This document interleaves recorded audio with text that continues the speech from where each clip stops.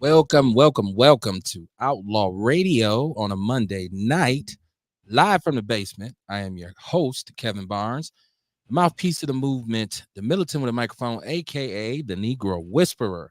I hope you're doing well out there. I hope, and even if you are not doing well at the present, I hope you're hopeful that you'll be doing well in the future. And maybe this show can give you some sort of relief because I'm starting to discover that there's some things that come up on the show that resonate with people. So welcome to the show, it's Outlaw Radio. Guess who's early, right? I should say tonight. Who'd thunk it? The Juice Lady is in the building. What's going on with you, Courtney? Hey, how you doing, Kev? How's your night, your day been so far? Hey, I'm alive, right? So I can't complain. And even if I did, who would care? I found What's out up I'm with actually you? good at complaining. My friend said that is one of my favorite things to do. And I mean, I just be saying, I guess it's complaining, but I just be saying about a lot of stuff.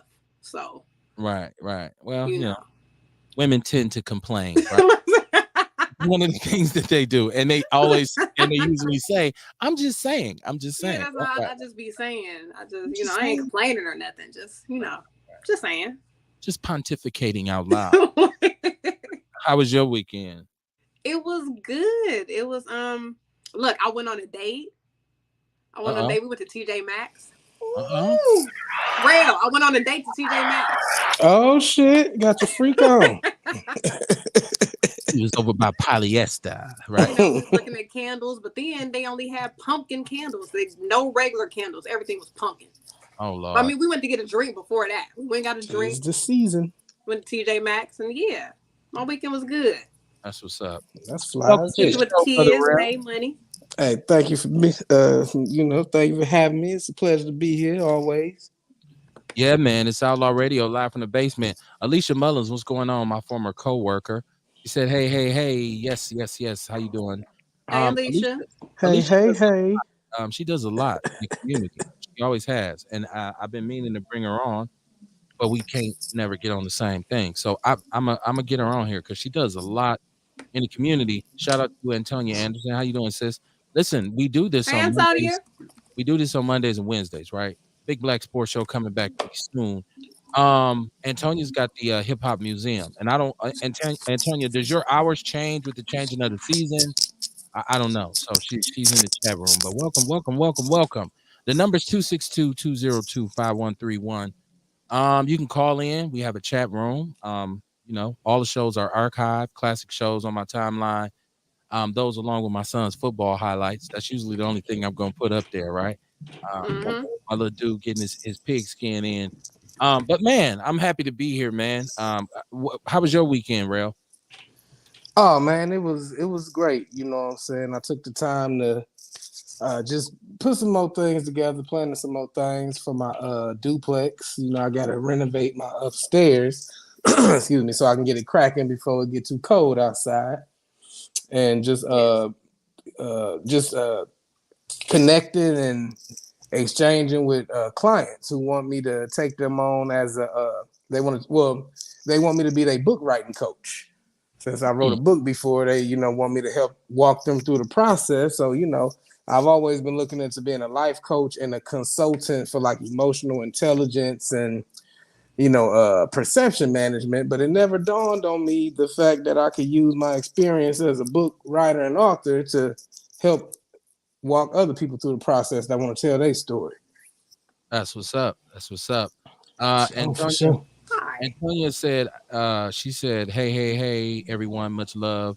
They can just inbox me 24-hour notice, please, when you want to visit the Hip Hop 365 Museum. Just inbox Okay. her 24 hours in advance so you can set it up that way. No, I was digging what you were saying. I was digging what you were saying, setting up stuff. But like, shout out to all the people who listened to the show last week. We did a show called Inside Out, and we talked about mental health, right? And Right, right. ironically, I got some feedback on the show. And if you go back and listen to the show, I think we kind of really get deeply into our own kind of perspective on mental health as usual. But there's a lot of personal kind of stories and personal revelations on that show. Right. And it was fully organic. I can assure you it was not rehearsed. It wasn't. I mean, I don't even think at like most of the time they don't even know what I'm going to talk about when we come on. So one of the things about Hmm. Outlaw Radio, they'll look at Right. the post and say, "Okay, let me try to figure this shit out," because he got some pictures and he got a title. But it's that's what I'm saying. It's organic, so it's never any kind of it's never a problem, man. You know, when you sit around with people that are informed and you start sharing information, usually it gets shared with you as well. So I just wanted to shout out to y'all because both of y'all did a great job on the show. Shout out to I Kamar. appreciate that, G. Kamar might be here in an hour. He might not be here. We don't know, right? Right. The witch doctor type shit, right? Right, right. His contract apparently. I come when I want to. But you know, shout out to Kamar. Shout out to Kamar. But him too, man. Go back and listen to that show. And we've done a lot of good shows, but I thought, you know, it was good for me, you know, just to talk about some of the stuff I went through. There you go. Speak of the witch doctor, right? It was good for me. I just got done talking about you. I talked you up. Yeah, Um, that's how it works. That's how it works. so it was Say good my for me. name, say my name. Pause, pause, pause. Okay. But no, it was a great show. Go back and watch it inside out, man. That discussion about mental health can go on and on and on, and it's so deep. But I think those revelations that we came to of if you're going through something to realize that you're going through it and to say, okay, this is where I'm at. I got to find my way out of here, as opposed to just wandering Right. around. So it was great, man. I enjoyed the show. I listened back to it a couple times. A great show. Y'all did a good job. Outlaw Showdown as usual. Shout out to everybody who was in the chat room. It was full. It was just love, man. And you know, those are the So kind of shows we want to have. Kamar, what's happening with you, man? All right, man. All right. You know, my damn computer, I don't know what's going on with this thing. I was on time, actually. I just couldn't, it was just moving so slow. I couldn't tap in. You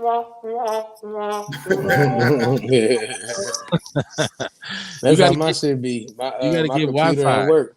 You gotta get off Hmm? that dial-up, Kamar. You got AOL. That makes it Dial-up phone. what TR Arthur used to always say, I had a flip phone doing the show from a flip phone. Right? Type shit. But look, I want to introduce a segment to the show, and I like to start off every show like this from now on because once again, coming off the show we did about mental health and inside out and understanding how important the release is or the recognition of the potentially toxic energy, like to Mhm. recognize it and be able to prepare for it. So I have a segment called He Tried It, right? He tried it. And I grew up in the old black Baptist Southern Baptist church, right? So every Yeah. time he was going through something, my mother would say, "Boy, the devil is a liar. He tried me today." My grandmother say, "Oh, he tried me. He tried me that day." And I was little. I used to think like, what happened? He called you on the phone? Like, did he come over? So I didn't get it. You know, I was a little kid, but I get it now because I can see sometimes you going through a day and all of a sudden here it comes.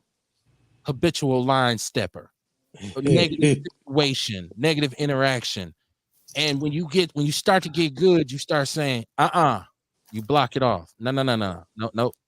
I'm good. I ain't gonna even trip.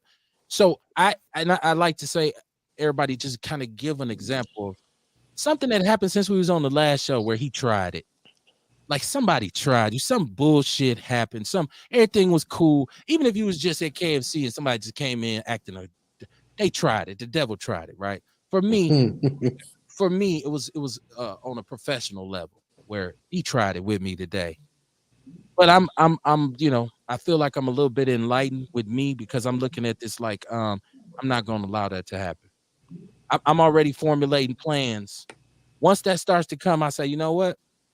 It's time for me to be reactive, right? It's time for me to get proactive, I should say, and move in a certain direction. So, and without saying this individual's name, and it's not.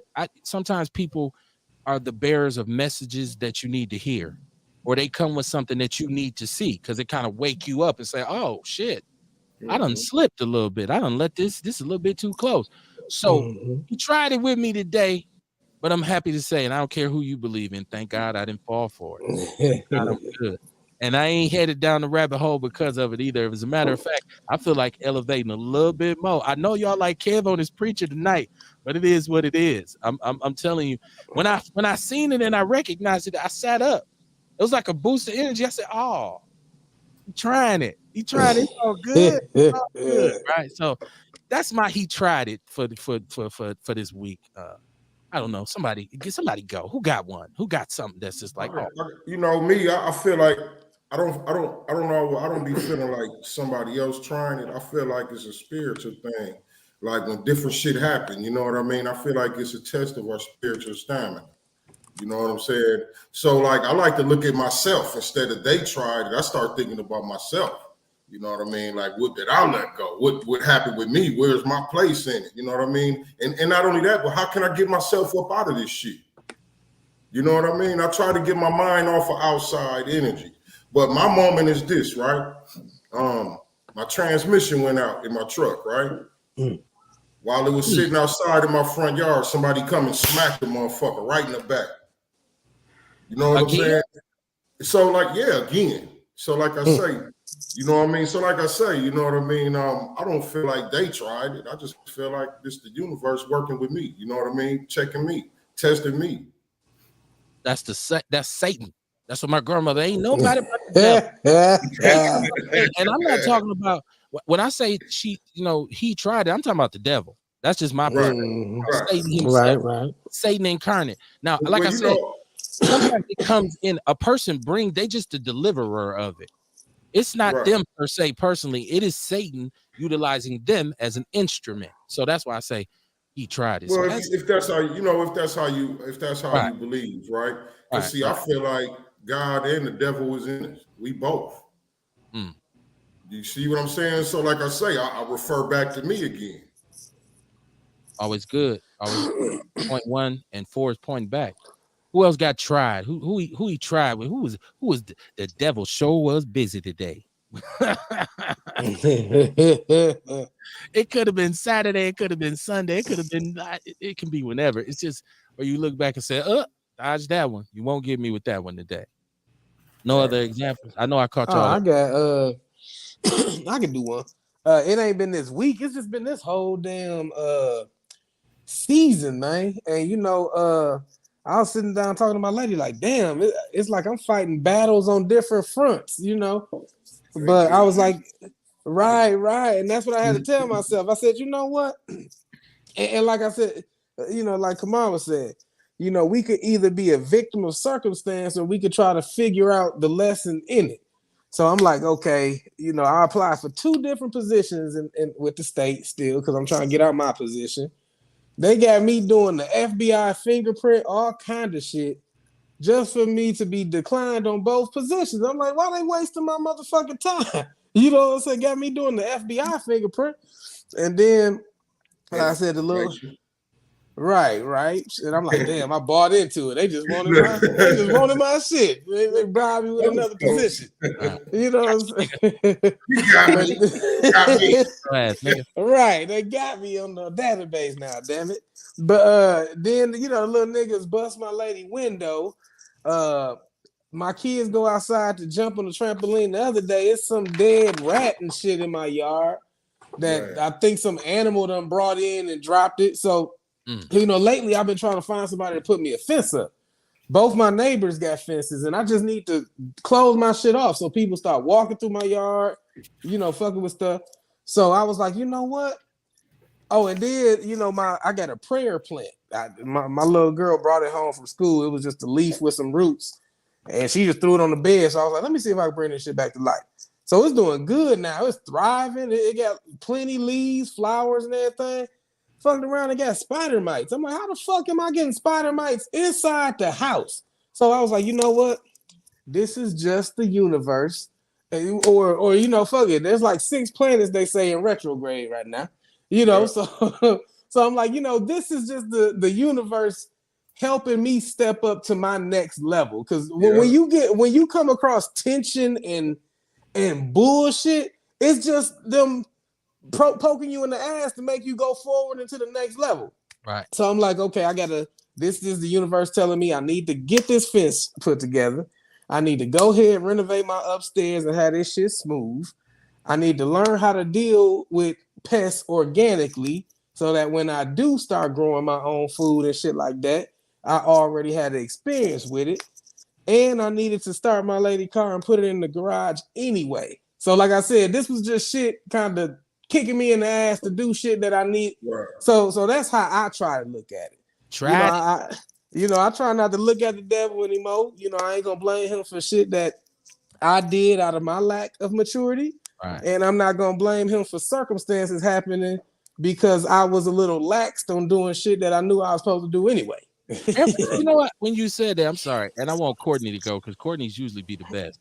I was gonna cut a motherfucker up and hide their body. Right. I was gonna poison them and try to figure out how. Wasn't ready for that.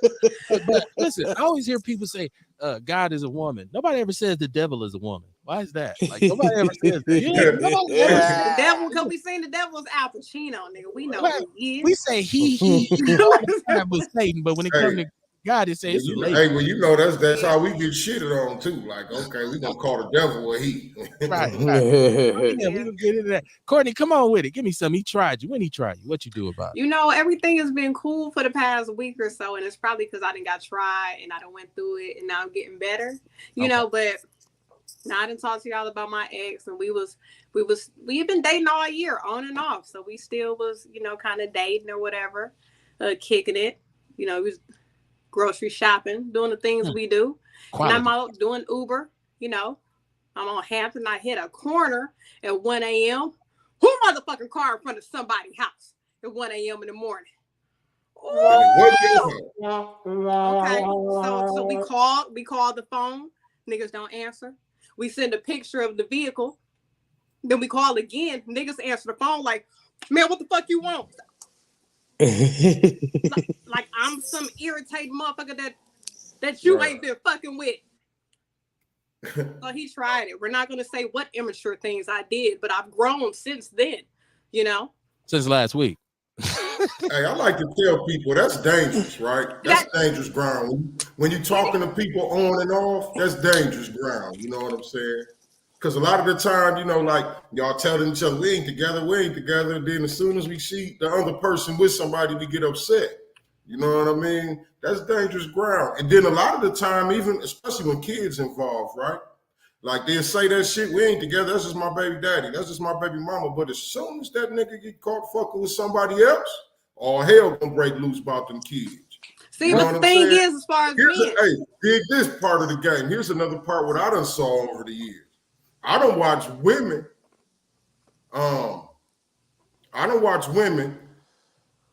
God damn it, it just slipped my mind for a second. But okay, she done put roots on you, fam. Right. I don't watch women get mad at men. Mama. Don't be laying over chicks, you know what I'm saying? You just over there grocery shopping and just telling them how much you so in love with them and woo. And then the motherfucker see you at somebody's house at 1:30 in the morning. That could lead to some dangerous people. Shit get fucked up like that. That was my cousin's house. Hey, but what I was going to say was... I tried to get a nigga benefit of the doubt of that until he answered the phone and said, what the fuck you want? Damn. Okay. I told you Courtney's was going to be the best. I told you, didn't I? I told you, and I said hers would be the best. Listen, a lot of people in the chat room, Antonia said, I'm going through it at MPS, about to do something different. 20 plus years of sisters tied. Mental health is real. This shit ain't working. And then she said OTG, and Courtney said, is that on the G? Right? I don't know. I believe it is, right? I know nothing. I know nothing. It fits very well. I'm just saying. I don't know. It ain't like train to go, right? It ain't like train to go. The devil, my ass. This is real MFs on bullshit. Why I say MFs? What am I? 12? Right. Outlaw Radio come out MF. You MFs? Right. She said bullshit. Because she said MS, I repeated it, right? Like hey, whatever you put on the teleprompter, the reporter will read it and shit. Right. Right. I'm on here talking about the MS. No, you're right. Deion James said he meant to catch up with you yesterday. He said we're the voice of the people. Share the show, man. Share the show, Deion. Appreciate you, brother. You know what? To say we are the voice of the people is a tremendous burden and a tremendous responsibility. I hope what we say resonates with people. I don't want to take that on and say I'm the voice of the people. I just try to do the best I can to share information with my people, but I sure enough appreciate it, brother. She said it'll get better. Yeah, it always does. It always gets greater later. Alicia said, I know for a fact that the trauma I go through heals others. Sometimes when helping everybody else, I get a blessing that helps me keep my grace and be grateful. It wasn't me. I agree. And when when we got our purpose and we just kind of focused on it, yeah, you moving and grooving and and persevering will inspire other people. Dr. That'd be Crystal the Ship. hard part too. That'd be hard. It do, because yeah, it does. It's very hard. Yeah. But so I like if you out there and this was just a segment and I just kind of threw it out there. Nobody, once again, y'all gotta understand it's live. We don't have no production meetings. So I was talking about our new segment called He Tried It. Just because I want to recognize the bullshit and before it come, because sometimes you miss it and it get under the fence and you say, God damn, how did I miss that? And then it's too late, right? So I'm just in my mind, I'm thinking now, once you establish a mood of positivity and you say, I want to be focused and I want to try to get things done, and along comes some bullshit, right? It never fails. It never fails and it never stops. Mm-mm. So, Nothing worth it comes easy. right. Okay. So you're gonna have to face some kind of adversity if it's really worth it, I feel like. Okay. Okay. Yeah, I agree, Kamar. You're on point as usual. Antonia said, Kamar, speak, baby mama call and send a friend request. See, Y'all Antonia, know- I done had the opposite. It always be the girlfriends lurking on my page just trying to find out who I am. But I mean, I'm popping though. So I can understand why they want to know who is your baby mama? Was she? Yeah, but yeah. Man, a lot of that, when I hear stuff like that, it just make me say, thank God for my wife. I never had no Wives are so good, Kev. You don't need baby mamas. You got a wife. right. Right. Even when she done hit it on me, she'd be like, no, I'm not fucking with you. Bye. Like, don't call me and shit unless it's about the kids. And she'd be serious. She has been serious. So it was never like I had baby mama drama or nothing. Like, it was like, no, like, I'm not fucking with you. So, but I said that's not supposed to be positive, I don't think. But I took it as a positive. See my new focus? I ain't never had no side chick issues. See, I don't know about these things. I've never lived that life. I don't know. Side chicks sending friend requests like we don't know who they are. You know what? I want to talk about women tonight.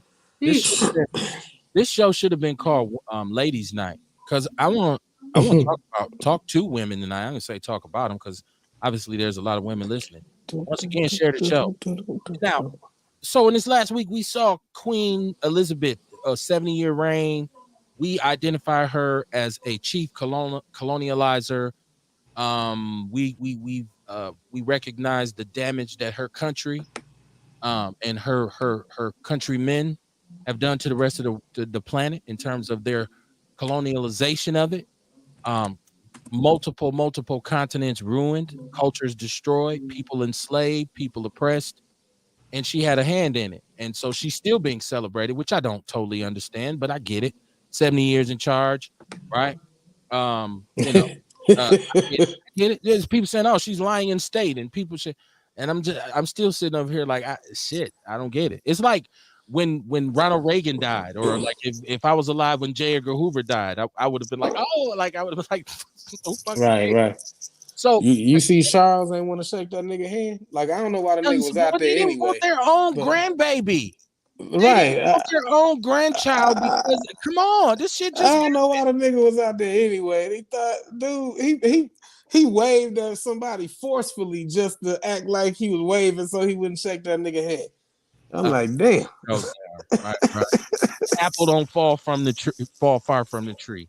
But here's another situation of this movie that's released, The Woman King, right?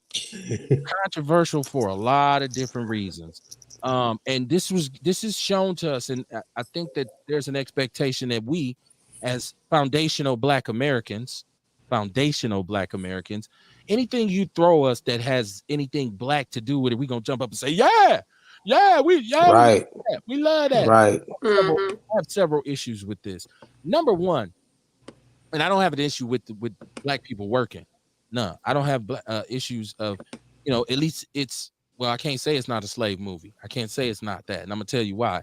What I do have a issue with is that you telling me that when my child goes to school, they can't learn about history, but we can go to the theaters and watch revisionist history and let you Right. play with it and let you twerk the details. Yes, twerk the details, right? We can watch you take cinematic license with real people and real events.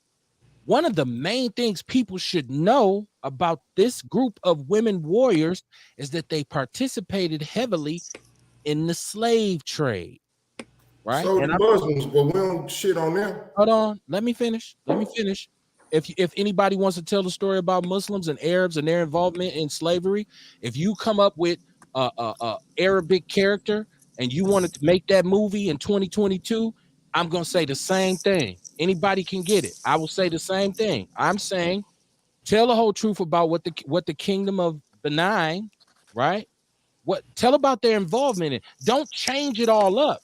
Because if you're telling me I can't learn about it in school how it really happened, and then you give me a movie that has no facts, that's a totally kind of inside out version of what the reality was, I'm gonna have a problem with it. I feel like that's misinformation. That's my perspective. I would feel like that if it was a documentary, Okay. but it's a movie. Like, how many movies are 100% factual? Most of them are fake as hell. Exactly. But then don't tell me I can't teach the real in school.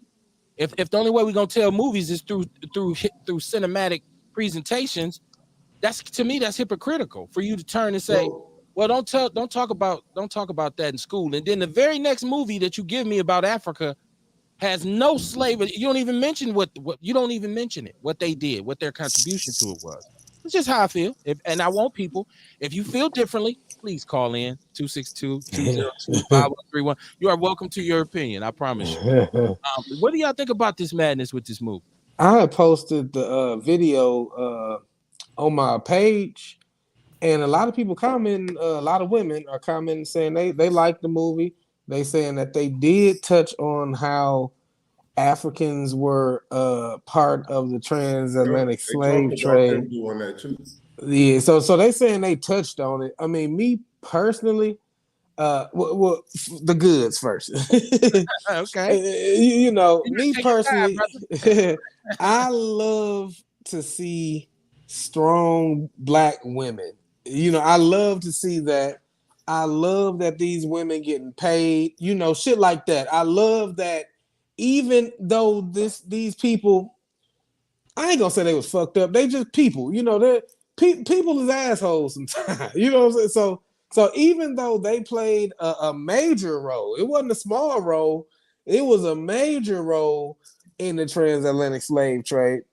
Even though they did that, I'm gonna try to shelf my, you know what I'm saying, my bias and how I feel against that, and just watch it for what it is. I mean, let's just be real. Like white folk only popped up 6,000 years ago. So any stealing, killing, robbing shit before that was us on us. But black folk kill black folk, Mexican folk kill Mexican folk, white folk kill white folk. You know what I'm saying? Like I love, you know, as a kid growing up, I used to love when TBS shows Shaka Zulu. Yes, sir. Yeah. And Shaka Zulu was crazy to the motherfucker, Yeah. impaling people. Rest in peace to Henry And, Saleh.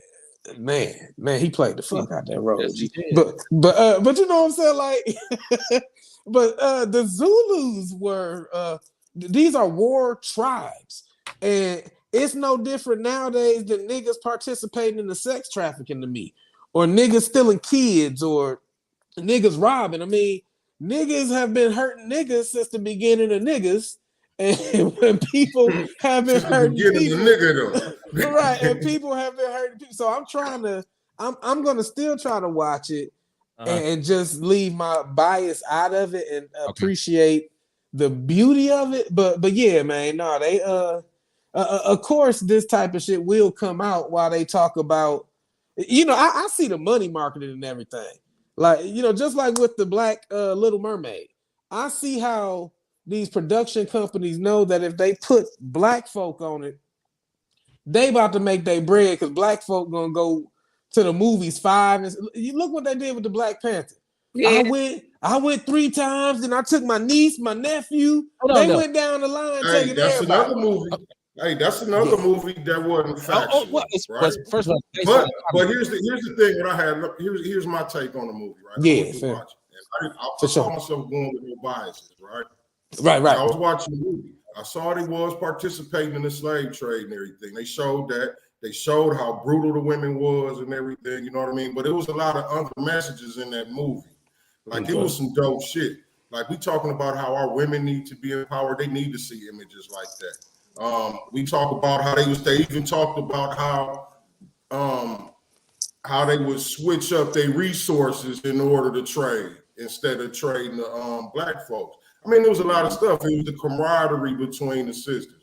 They had brothers there in a community too, but you know what I mean? The men had other roles that they did. They carried the guns. You know what I'm saying?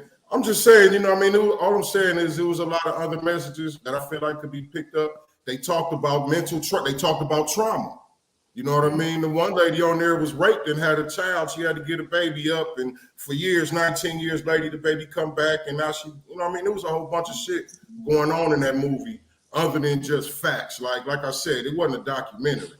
If I'm watching a documentary, I expect to see facts. I want to see the shit 100. Okay. If it's a movie, I know it's gonna be doctored, softened up, you know what I mean, for the viewers. They don't want people to see how brutal or how fucked up these people was, you know what I'm saying? The white people, they could have showed more of that too, to how harsh they was, but they didn't show that either. Okay. You know what I mean? So, like I say, it's just a movie, man. You know what I mean? We got to learn how to get these messages too. I feel like it's a lot of our people that do be in movies that pass on messages. You know what I'm saying? It ain't always just about the movie. I always say, never mind the person, get the message. Okay. You know what I'm saying? This message is just like it was dimes dropped in the Black Panther. Wakanda ain't real. You know what I'm saying? But it was some real shit in that movie. Let me see. Ian Jordan in the chat room. Courtney, feel free to chime in when you want to, because you are a black woman on the show. He said, a strong black woman. Bust this a is why I nigga love this is why I love your shit. Exactly, you're way too smart, brother. I appreciate it, Ian. I don't know much about the movie. I mean, I've seen the previews, and of course, I love anything with black folks. Are you familiar with the Dahame Amazons? No. It's like they're the women who the people from the girls from the Black Panther, his bodyguards. They were based on those women because those women were just skilled. Like when they weren't killing and capturing motherfuckers, they were elephant hunters. You know what I'm saying? They were some bad motherfuckers, man. But they used to like test the sharpness of their blade by decapitating prisoners that they didn't sell off into slavery. So they was, I mean, they was a warrior tribe, you know, and most warrior tribes, no different from the Vikings and shit like that. They, you know, they glorify the war and you know the ability to kill. That's how they preserve their people, by being vicious and expansive. You know? And then also that I think the movie was set during the time when they stopped, right when they was stopping, because they even showed that in the movie and said it like, yeah, we done fucking with them. We ain't selling ain't no more slaves. I mean, so you know what I mean? You talk about the time frame of the movie too, probably is why you didn't see so much of the slave trade. It was towards the end of right, because it was at the end of that reign. Ian Jordan called you a nigologist, Rail. Oh, for real. There's some powerful niggas. Said not only that, they made the men look demasculized, it made the woman look masculine. Now, I'm no misogynist, but this movie was written by 3 white feminists. Man, the man was bigger than me. Let me read the comment. This was about the feminist movement, which our women are used for the numbers. Ace Cooley said, come on, Kamar, movies are used for media warfare. And then Ian Jordan said, the media is so corrupt. I like facts. I'm not. Hey, I want to talk. I want to talk to a man who watched the movie. Okay. He said the media is so corrupt. I like facts. I'm not fucking with that shit. I look at the real Nelson Mandela story. And he said, thank you, Ace. But this is what I'm saying. This is what I was saying. This is what I was saying about the whole movie. It's a movie thing. Well, so if you base your movie on a lie and you've taken the truth out of it, how can I even trust whatever messages that you send? Because they're all lies. you say, I realize I probably shouldn't be celebrating these people, but I'm gonna make it so I'm gonna show it when they stop. They just said, we ain't doing that shit no more. After years and years and years of doing it, they were also slaughtered by the French, which I think had a lot to do with it. Them slowing up a bit. Ace said he watched it. Now I want to say this about the Black Panther. Yeah. The Black Panther, yeah, we knew it's based on a comic book. There were supposed to be messages in there. One of the main messages is here's an African country or that have been so super uber successful for years and years because of their decision to not share with the West and say we ain't dealing with white people. Even in the initial conflict in the beginning of the movie was the brother saying, dude, these are black people over here in America too, and look what the fuck they've been put through, and we not even helping them. And so at that point they said, no, we ain't gonna come out. We don't want to be divulged. We can't, we gonna stay out of it. Ultimately, what happens in the Black Panther is their decision to open up to the world helps them because who's instrumental in them winning the battle? The white CIA operative who all of a sudden gets the key to the kingdom and even get to fly the holographic jet. Right? They gotta have a white savior in the movies, man. If it's a Western movie, right, it has to include a white person showing us that they can either save us or dance just as good as us or do karate just as good as an Okinawan. They always gotta have they I guess if you watch Star Wars and movies are yeah, you watch them, it's a fantasy. But what my point is so is everything we get from them. No, I mean shit, everything like down in Texas. Why do we even take this shit so serious?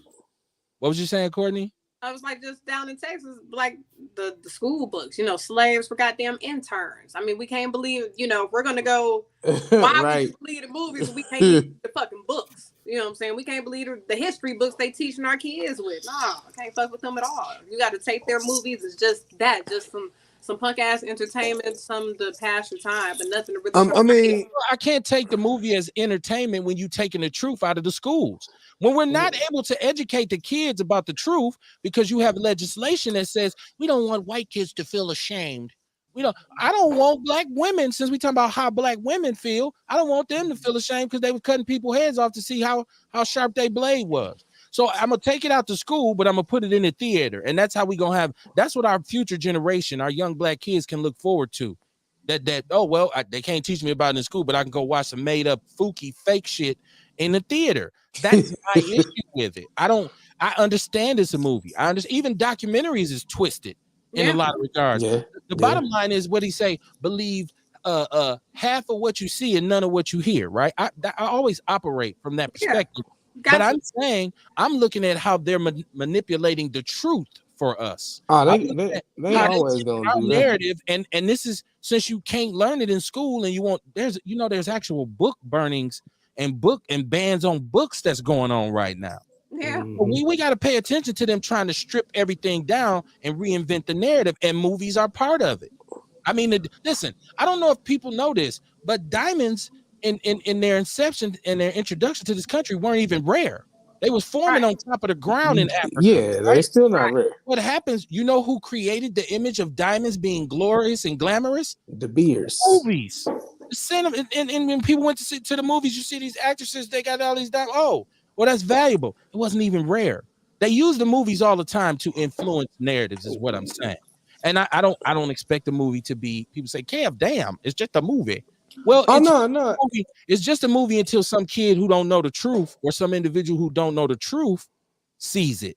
Then it becomes their reality. That's how it's going to be for this whole younger generation, though. Like I said, just based off what the fuck Texas is teaching, those kids are not going to believe in slavery. Somebody going to have to show them roots. Then it's going to be arguments. That's not real. It's just a movie. It's going to be so much shit because these people are being raised that it didn't happen when it did. Like, the good thing about movies, though, well, you know me, I try to find the positive in the shit. The good thing about movies is it piques interest, or it sparks an interest to where hopefully, like I remember the first time I seen Glory, I was like 10 years old or some shit, and I was fucked up at the end when they all got blown away. Right. And my mom was like, "No, baby, they had to, otherwise we still be slaves."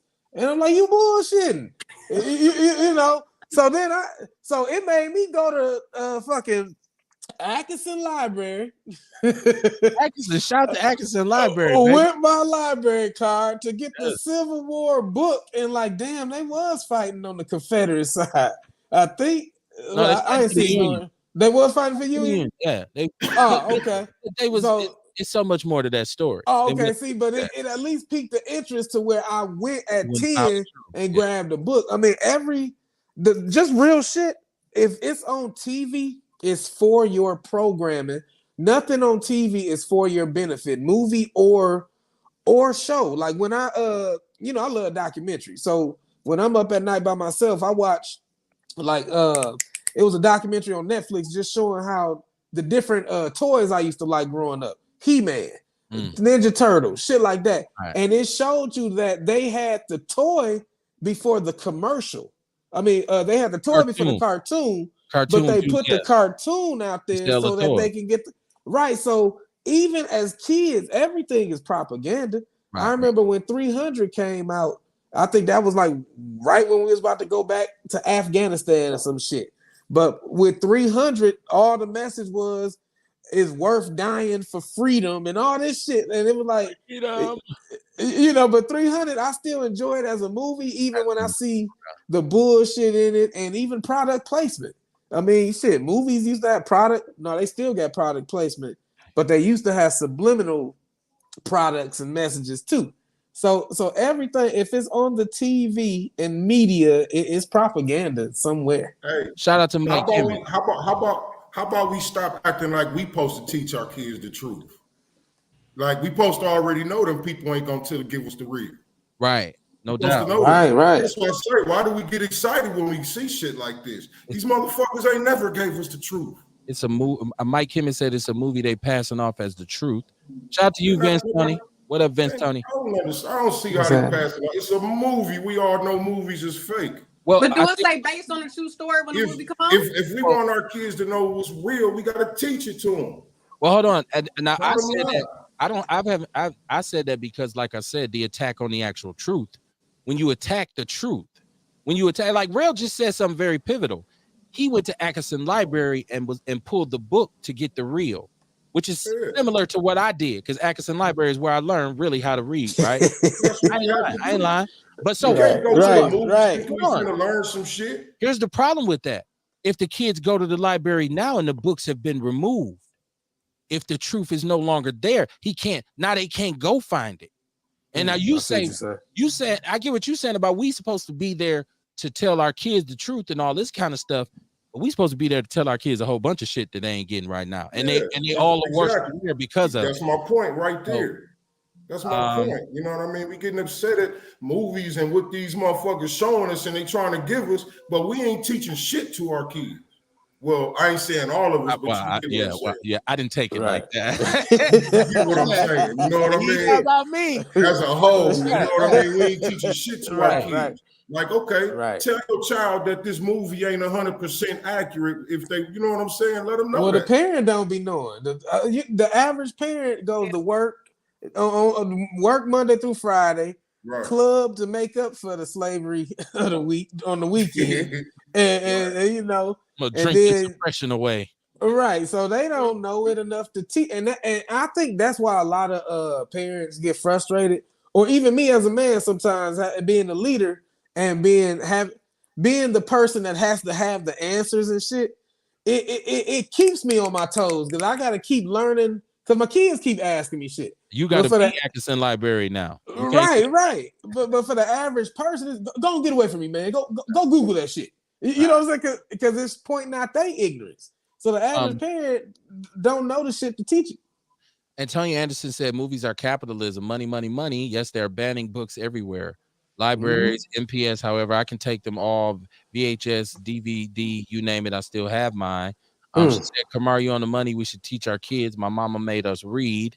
Alicia Mullen said, I go through real life with my son at his school where they think their way is the right way, but he comes up with the same answer. And Tony's agreeing with my daughter. All I'm saying is, it goes back to when I said he tried it. It goes back to us starting the show off. with right? Because once again, the powers that be tried it because the two children that live in my home that I've raised will be fully informed of what this is. It's just like I had to be the party pooper with the Black Panther to say there's a colonial underlying message to this bullshit. Normally, what they do, and this is what I thought they was gonna do with the Woman King, was slide one of them pretty white boys in there, one of the white boys that all the women like, and have him be the sympathetic colonizer to make up get in with Viola Davis. No, they had a mixed boy for that. Right. See, they slide They had a mixed boy for that. Okay. They said his mother was part of that tribe before she got taken into slavery, and then the slave master raped her, and then that's how he came about. So they had a mixed dude to play that. I just thought it'd be one of these white boys to come in and Viola break down and she drop her blade and they make love. That's normally how they do it. It's like, oh, she had a love scene with Brad Pitt in this movie. And I'm like, wait a minute, he was supposed to be in the English he never really wanted to do it, right? He's just like, I'm not evil like the rest of them. Exactly. He was a beautiful, kind white man, blue-eyed. Right. John Smith. Exactly. That's exactly who it John. That's the John Smith in the movie. You know, right. That took Pocahontas back to England to die and shit. All the black men in Africa couldn't get with Viola until he came through the door, right? With his white wine and his grape juice.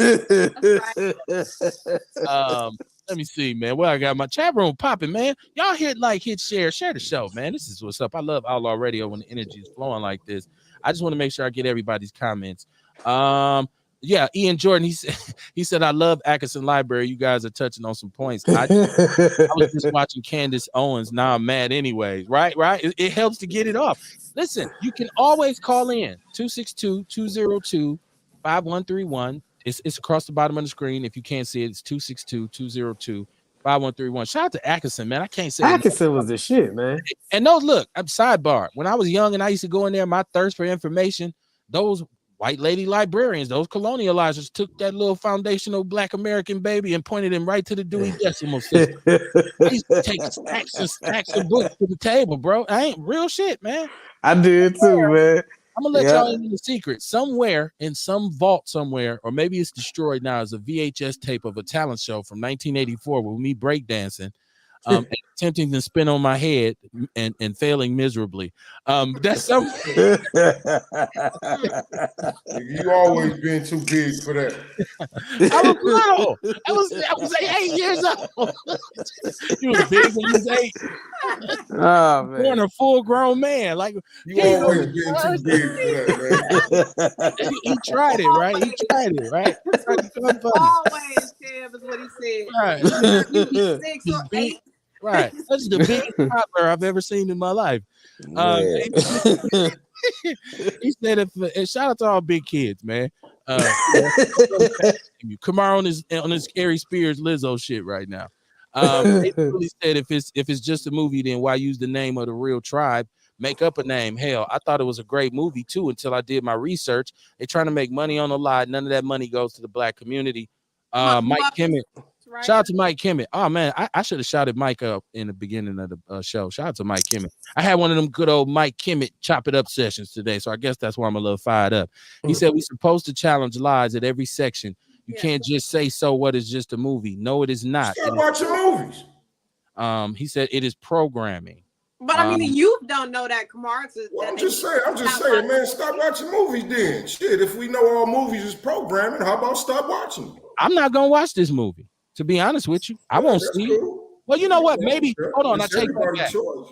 I'll take that back because one night when it comes to HBO or Stars or Tubi or something, me and the wife keep feeling right, and she said, "Well, let's watch." Because my wife is really we be on the same page with that because we both some anti-ass people, right? Because coming from over there, we don't trust it, right? So when it come on TV, we might say. You know what? Let's watch this and see what it's about. But through the whole movie, we'll be having commentary like, "See, that's that bullshit." Who is that? What Woman King? What I say? What did I say? He was asking what movie we was talking about. Okay, that's Vince. He said, Steady on CP time. Yeah, we talking about the Woman King with Viola Davis, and she didn't do the snot bubbles in this movie because normally I seen her do in Denzel. That shit was riveting, and she's like, "I've been there with you." I was like, "That sister can act, man. Who snots just voluntarily? Can you make yourself snot?" It was snot bubbles. You can't even right? I thought that only happened when you were a kid, right? Imagine being in that dialogue with her while she doing that shit. You kind of nervous. One of them might fly off and hit you. Broke down crying like, sorry, Evan, look, you messed up the scene. She blew a snot bubble. Let him. Mike Kimmons said Viola Davis's character is fictional, and the mixed boy was also fictional. Okay. He said, "I'm not sure all the characters is fictional." Said not sure what's going on with the chat room. After about 15 seconds, it disappears. I don't know, Vince. What kind of phone you got? Because it's lit, so I'm assuming people can see it. Okay. It did that to me before. I think I had to like slide it over to the left or some shit, and then brought all the stuff. Oh, you got to swipe left to see the comments. I think so. Like it was doing that shit to me before. Sharon Evans, what's going on, Outlaw? What's up, Miss Evans? Sharon Evans, and Andron Lane. He said, "Bless his family, man." All the Outlaws, peace, man. Y'all share the show, man. I sure enough appreciate y'all being here. And if you want to get in on the conversation, please understand this is a safe space for Black intelligent conversation. If you like the movie, you like the movie. I'm not gonna say, "Oh, you sell out ass, cool." You know what I would recommend though? Say that for the end of the show. I like that shit, dog. I like that shit. Anybody who like nigga, just go check. But all the viewers gonna be mad at me because I like that shit. Right. Mr. Bojangles ass nigga. No. Only thing is, I don't care who don't like me. It ain't none of my business, no way. Right. They tried it. I had to call it. Okay, here we go. My brother. What's going on, man? What's going on, Kev? Mike Kimmett in the building. I got tired of sidebarring and trying to dialogue through text message. Okay. So, or all this other. Let's meet this head on, man. If 50 years from now, I'll do you, Kamar. Kamar, you make a move. If someone decides to make a movie, right? And they make a movie of your life, and they decide to cast you as a gay male who's the witch doctor. No, man, that ain't gonna happen. Let's use a real scenario. Let's make it fly. Let's make it fly. I don't really care who we at with this. Let's make it fly. Yeah, let's make it fly, man. At least make it fly. Come on. Truth is truth. You feel about it, truth is truth, brother. The reality of it is that when you start inundating people with lies, which they've been doing for years now, you can allow them to take people. I mean, in 100 years, based on the way they're moving, they're gonna turn Malcolm X into a gay white male. You know what I mean? Hell, you can't do nothing. You know what I mean? In life, in terms of when you move and you disregard what you're watching. That whole film, you can't take a film like that, man. This the mere title alone, Woman King. What the hell is a Woman King, man? What is that? We had a lot of women kings in our tradition, man. What you mean? Wasn't no goddamn woman kings, man. It was queens. Hatshepsut? Goddamn woman king. Hatshepsut wasn't a woman? Name one. Hatshepsut wasn't a woman? Name. You said what? I did. Brother, a king is not a woman. A queen is a woman. All right. Whatever you want, Mike. Whatever you say, Mike. Whatever you say. I ain't finna do the back and forth. You know, I'm gonna look it up for y'all. Don't worry. No, you can't do back and forth. If you want to, we can go there. So you mean to tell me we didn't have women emperors? Women didn't rule the lands and shit? They were not considered. Where are the men kings? Where are the men queens at then? It was a man king first. They had a man king on the movie. Listen, there are no men queens. There was a man king on that movie, though. You saying there wasn't no man king on that movie? They had a king. Here's the thing about the movie, man. And this is why people are because they named it Woman King. It's a problem. Hold on, listen. Forget that. Let's move aside. Let's see why people are upset. Right? We know that Benin, it's not me educating myself like right now. I always knew that Benin because I was taught that Benin was a place where they sold and they hunted Black women, men, and children. You understand? And they sold them into slavery with the French. The British were involved to a degree. So when you have this whole fictional movie, let's tell the truth about the movie. Let's do it for real. What movie was truthful though, Mike? Listen. We keep tell me a movie that was factual. Okay, listen. We're gonna deal with the movie we're talking about right now because you can't keep changing. You can't keep changing the thing, man. Tell me a movie that was factual. Listen. I'm gonna tell you this. This is not a matter of me naming a movie that is factual. This is a matter of because you keep talking about movies being factual. I'm saying, tell me one that was. You mad because the movie wasn't factual, Mike? Tell me one that was. The movie is not. I never said the movie was facts. I said the movie wasn't real. Hey, we both can't talk. You want to say what you got to say. I'm done with it, Mike. Say what you want to say, man. Go ahead. Okay. So what I'm gonna say to you is I'm gonna say this, and I'm gonna say to everybody listening. Bottom line is that the movie, although it's just a movie, as you put it, right?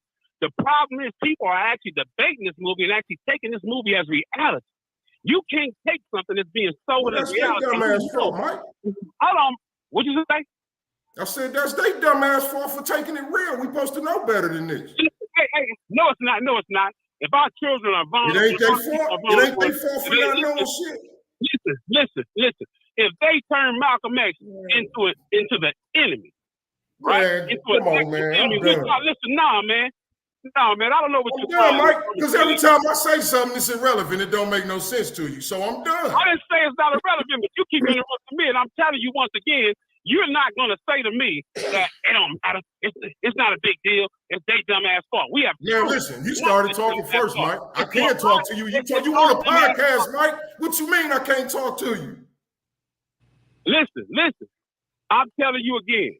It's the dumbasses' fault who allows this to go by and say you should know better. And they've been doing us like this historically, man, for ages. You should know better. Listen, it is not okay. It is not okay. And you speak out. If someone puts something on your name or someone decides to put a lie. You put somebody's name on this movie. We talking about a movie, Mike. Quit changing the subject. Listen, I'm not changing the subject, brother. I'm talking about in terms of people putting names on shit. You talking about them making a movie out of me, making me gay and shit, man. Let's talk about this movie. Okay, let's talk about this movie. It's fictional as hell. Viola Davis, her character never existed. It never existed, right? Okay, it never did. They took that character from a story, and it was like these white women came up with this whole idea to do this movie like 6, 7, 8 years ago. It didn't fly. So they got it to fly later on. And so what happened with writing the movie was they took some of the things from the French and then they manipulated some things. Such as Viola Davis' character never existed. They took that character and made that character what they wanted to make it.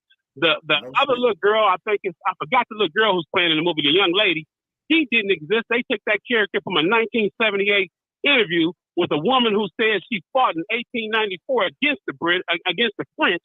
And so that takes that character 50 years, almost 40, 50 years out of that film. Because the film deals with 1850 or so. So you have a bunch of lies. You have a bunch of people. You don't understand that there was an actual king, and they fought alongside men. There was no woman king. She was the women that were in the movie actually fought for the king. An actual male who was into. Yeah, they said that in the movie, Mike. They said that in the movie. Hey, listen, Doc. Also, you saying shit that we know, man. Watch the movie first and then let's talk, Mike. It's just not a movie, though, Kamar. No matter how you put it, it's just not a movie. You can do that till you turn blue in the face. When they take our history, we can think we want to think, feel how we want to feel. That's fine. But was she the supreme ruler of her tribe? I never said the shit was factual. Hold on. Let me interject. Because Kenny, you just had a good question, but I think that was his point, saying it shouldn't be called a woman king because she was not the king. I guess she was the leader of the group, but she was fighting for a king. So I think he was trying to say that.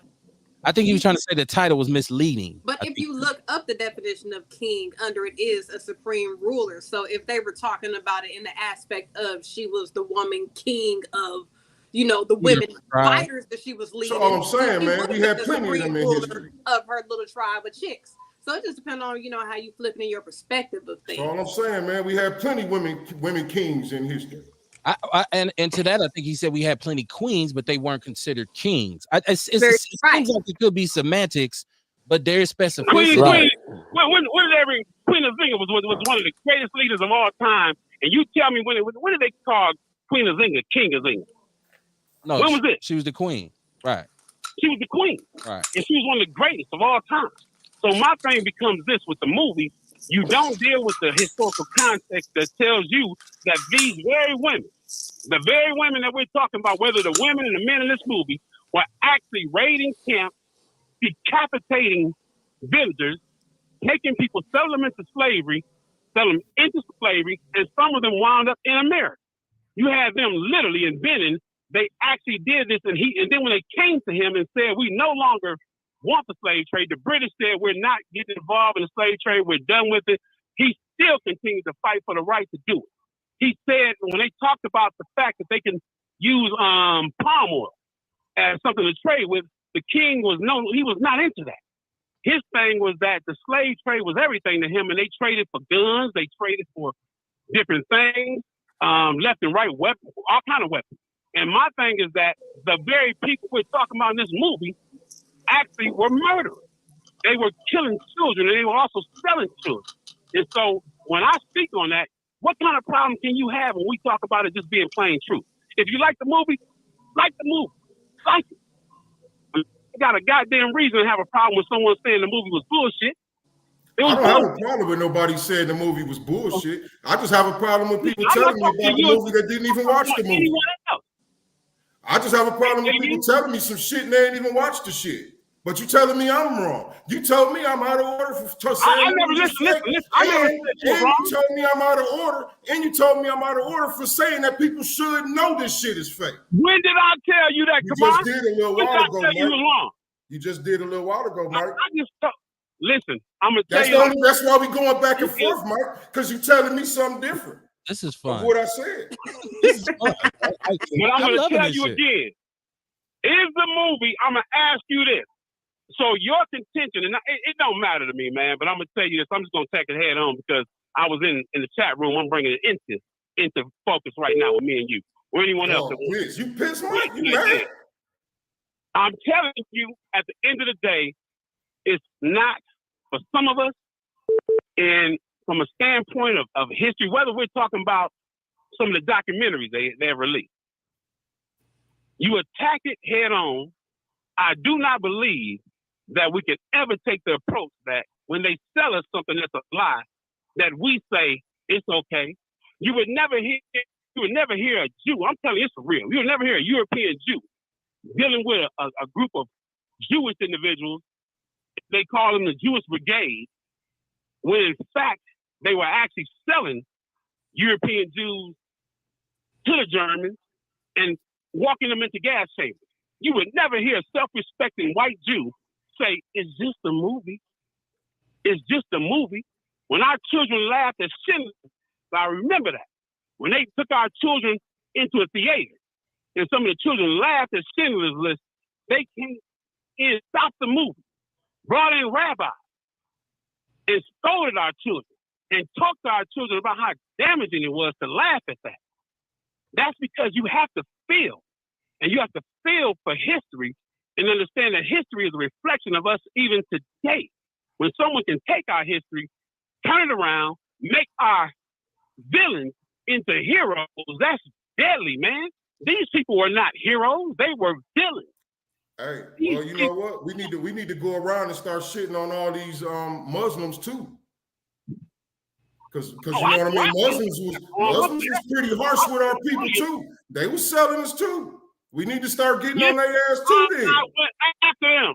Because our people are actually following them. Our people are actually indoctrinating themselves into that religion. So we need to be on their case too, right? But listen. Yeah, I sat on the panel. I asked Nazir Muhammad. I sat on the panel. Mm-hmm. And gave them the business because slavery ended with them in 1901. They were the last. Arabs, like I said, I made a comment saying it's not from a standpoint of Palestine and Israel. I made this comment and it's on tape. Why I said that the comment was this: you are fighting over stolen land. That is not your land. That is our land. The fact that you have the Middle East separated from the rest of Africa is nonsense. And like a rabbi said, it's spiritual. Like I told him, it's not spiritual because the Suez Canal is a man-made ditch running through Africa. That's all Africa. We have people walking around in Saudi Arabia and places like that. That is black land. That is African land. Let me, Mike, I got the chat room is popping. Listen, Outlaw Radio, if you're tuning in, Outlaw Radio, live from the basement, man. This is why it's important to have these spaces so black people can agree to disagree, right? So first of all, I know people, you'll have an opportunity to call in. ENC Jordan's, I wanted to know about this because he said now niggas gay, soft, deadbeats. Now we can't lead. We are led by our women kings. Get the fuck out of here. Much. He said, get the fuck out of here, LOL. So he also said, I'm deep in the politics. Gay, though? But what makes a motherfucker gay? Because they like the movie. Well, no, Kamar, that's not. I don't think that's what he's saying. That ain't what I think. No. I think what he was responding to about the comment about Mike saying women kings. But hold on, let me read the rest of his statement. He said, I'm deep into politics. I'm deep into the Republican Party. When white people see stories like this, they see it as fact. I educate people a lot, but we got to teach our kids. I educate my kids. Screw someone else educating them. That's true to a certain degree. But can I get my tax money back then? If you ain't gonna do your job, goddamn, I could buy a few more books and some curriculum if you give me my motherfucking tax money back, because I am contributing to your school system, right? So, but no, Mike, I want to get into this because the movie is one thing, but I look at messaging, and I want to know how far gone are black women with feminism, right? Because now this is what I'm saying. When I was looking at his comment about men can't lead, the emasculation of, in particular, black men, and I don't think, because I feel like black women are empowered to me, because everything I see is about black women empowerment. I see black women making moves. I know statistically they have more college degrees, they have higher paying jobs. I don't feel like they need a movie to feel empowered, because I feel like the most stepped on, stomped on person is the black man. Because when you tell our stories, you really fuck us over and twist it up. So I feel like black women are empowered enough, but I think anything above what they're doing right now involves them really getting into bed with white feminism and really putting a kibosh on black men and black masculinity further. That's my point, right? Like, so before everybody jump on me and be like, "Can't be full of shit." They coming for you. Right. It's all good. They was mad at me about the Little Mermaid, man. I said this before. I being controversial ain't nothing new to me. He said, I'm saying this. These people keep chopping at us black men. I got another caller because did Mike hang up? I lost Mike, man. You live on Outlaw Radio. What's your name? Where you calling from? Man, this is ENC Jordan. What's up, Big Kev? How you doing, brother? What's going on, man? Long time supporter. I'm glad to hear you. I'm glad you finally called in. What's going on with you, brother? Doug, I had to call in, man. I cut my workout short. You know I'm at the gym every day because this topic that y'all are on right now, man.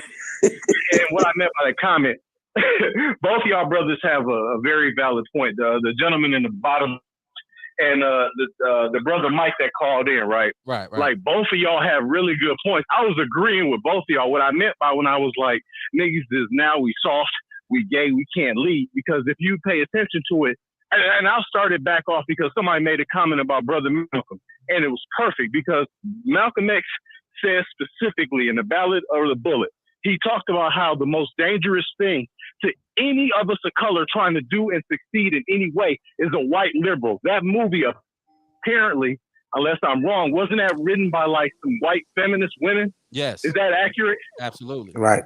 Okay. And usually women that are feminists are usually on the left side of the political aisle. Now, Kevin, you and I and everybody listening, we know that the motherfuckers are all the same. That's not what I mean when I say this. But it's just funny how men over the past 20 years, it's like we getting demasculated in the media. You got Lil Nas X and this rapper, this brother that came out and said, I don't even know if Lil Nas X is gay. I think they just use him as a pawn. So I understand what the brother is saying about the woman king. And it just makes it seem like we a bunch of suckers, like we don't raise our kids. Like me and my ex-wife are not together right now, but I see my kids every fucking day.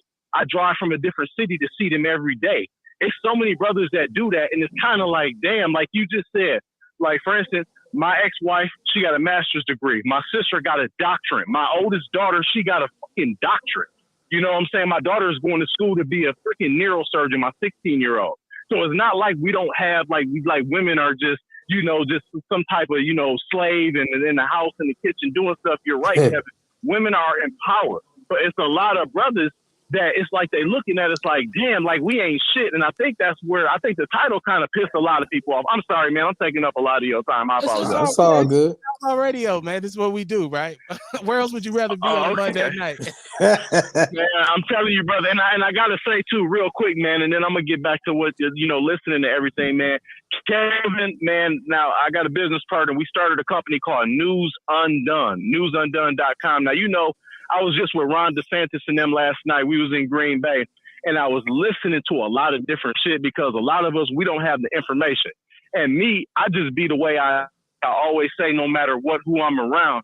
I mean, I'm not trying to, I don't glorify shit or whatever, but I'm a nigga from 28th and Meineke. I was born on 13th and Capitol. Hey. So no matter who I'm around, I talked to you about that before when me and you in Orlando was on the phone and shit. Okay. So I'm always gonna be a nigga from the street, man, and that's how come I see the shit for what it is, and I think y'all do too. Like, well, I don't think anything. I've been listening to this shit for a while. Y'all see exactly what's going on. They try to make us look like we soft and we weak, man. Black men are so powerful throughout the course of history, dog. Like, it's so crazy how that movie. I don't think that movie was designed for that. Personally, but I think subconsciously when you're dealing, especially when you're dealing with white liberals, they racist by nature any fucking way, man. They think niggas ain't shit. They gotta lower the bar for our kids to be in school. They can't grade them with a regular grading system. You know, you gotta, oh no, Johnny, he doesn't understand discipline, so we'll go ahead and we'll give him a pass. And then when the nigga get out of high school, he goes to the penitentiary. I've then hired kids like that. So that's why I just be like, damn, man. And Kevin, you need to write for us too, by the way, bro. I need you to write something for the paper, man. Just holler at me, man. I'll send you my number and the message and shit. I need you to write something, dog, because you really be schooling people. Like, people that listen to what you're saying, I know they come away better if they had never heard it before. Because you do be keeping that shit 100. I'm telling you, dog, because I'm like, dude, listen to what dude's talking about. Are you still teaching? No. Hey, look, just send me. I'm down for whatever, man. If it's gonna contribute to, you know, my people being more informed, just shoot me your information and we'll talk. You know, we'll chop it up. I'll give you a call and we can set it up, man. I was gonna say I'm gonna be in Milwaukee in the next week or so, brother, man. I'll just come fucking chop it up with you or whatever. We can go somewhere to eat or something, man. We can talk. That's what's up, man. That's what's up. I sure enough appreciate that. Hey, God bless all y'all on the panel, man. Y'all just got a brilliant program, man. Keep doing what you're doing, man. I'll talk to y'all soon, man. I'm gonna listen out. That's what's up. For sure. Peace. Shout out to peace and love, brother. Yeah. And the sister down there, too. Hey, hell yeah. 13th and Capitol, one time? All Capitol Drive, baby. Like, oh, he gonna big up his little neighborhood. Yeah, man. Capitol over everything, baby. He ain't lived on Capitol in years, right? Somebody gonna call in and say that, motherfucker, you moved a long time ago. Mike Hemmons said it was absolutely written by white feminists. I think I missed a call, Arizona. I missed a call. If you were calling from Arizona, he was trying to get through, hit me back. Ace Cooley said this movie was created by these liberal women to push a narrative to create discourse. Vince Tony said Kev sounds like a garage meeting. Hey, only the trill know about the garage, right? Kamar know about the garage. Vince know about the garage. The garage has been an incredible political platform over the years, right? That used to be where we pre-gamed at before we, you know, pre-COVID when we did the show live from the studio. Philip said my first movie was from X. What movie is that, JoJo? He said my first movie was from X. I got to see what Joy is talking about. I'm not clear on it. 262-202-5131 Outlaw Radio live from the basement. Shit get heated when black people, you know, shit get heated, man. But it's all respect and it's all love because Mike is a big supporter of what we do. And I know Kamar ain't even, you know, but you know, sometimes you gotta get this shit out, right? Sometimes you need to be, hey, motherfucker, I'm going to barbershop. I don't even go to barbershop. Be like, goddamn, is they gonna fight over this shit? You telling me motherfucking Michael Jordan wasn't better than goddamn Paul Pressett? Nigga, Paul Pressett. Like, it's like, whoa. But look, the controversy initially started for me last week because I said something I think people interpreted it as victim shaming, which it wasn't intended to be, because we were discussing domestic violence. And I asked the question, are Black women doing too much? Right? And people said, this motherfucker, did he just say that about Oh domestic my violence? gosh, Kev, you get on my damn nerves. They did.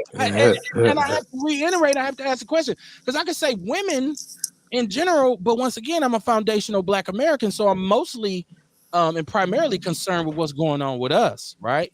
Are Black women doing too much? Hell yeah, Kev. I done seen this shit in traffic. I done seen a nigga pull a gun out on a chick in traffic. And she like, damn, bitch ass nigga, so you gonna shoot me? You really gonna shoot a female? It's like, folks, so your life is in danger right now. And you still talking shit to him. Like, you like, what the fuck is wrong with you? So bitch ass nigga, it's like, folks, he got the gun out. And y'all don't know each other. Like, what?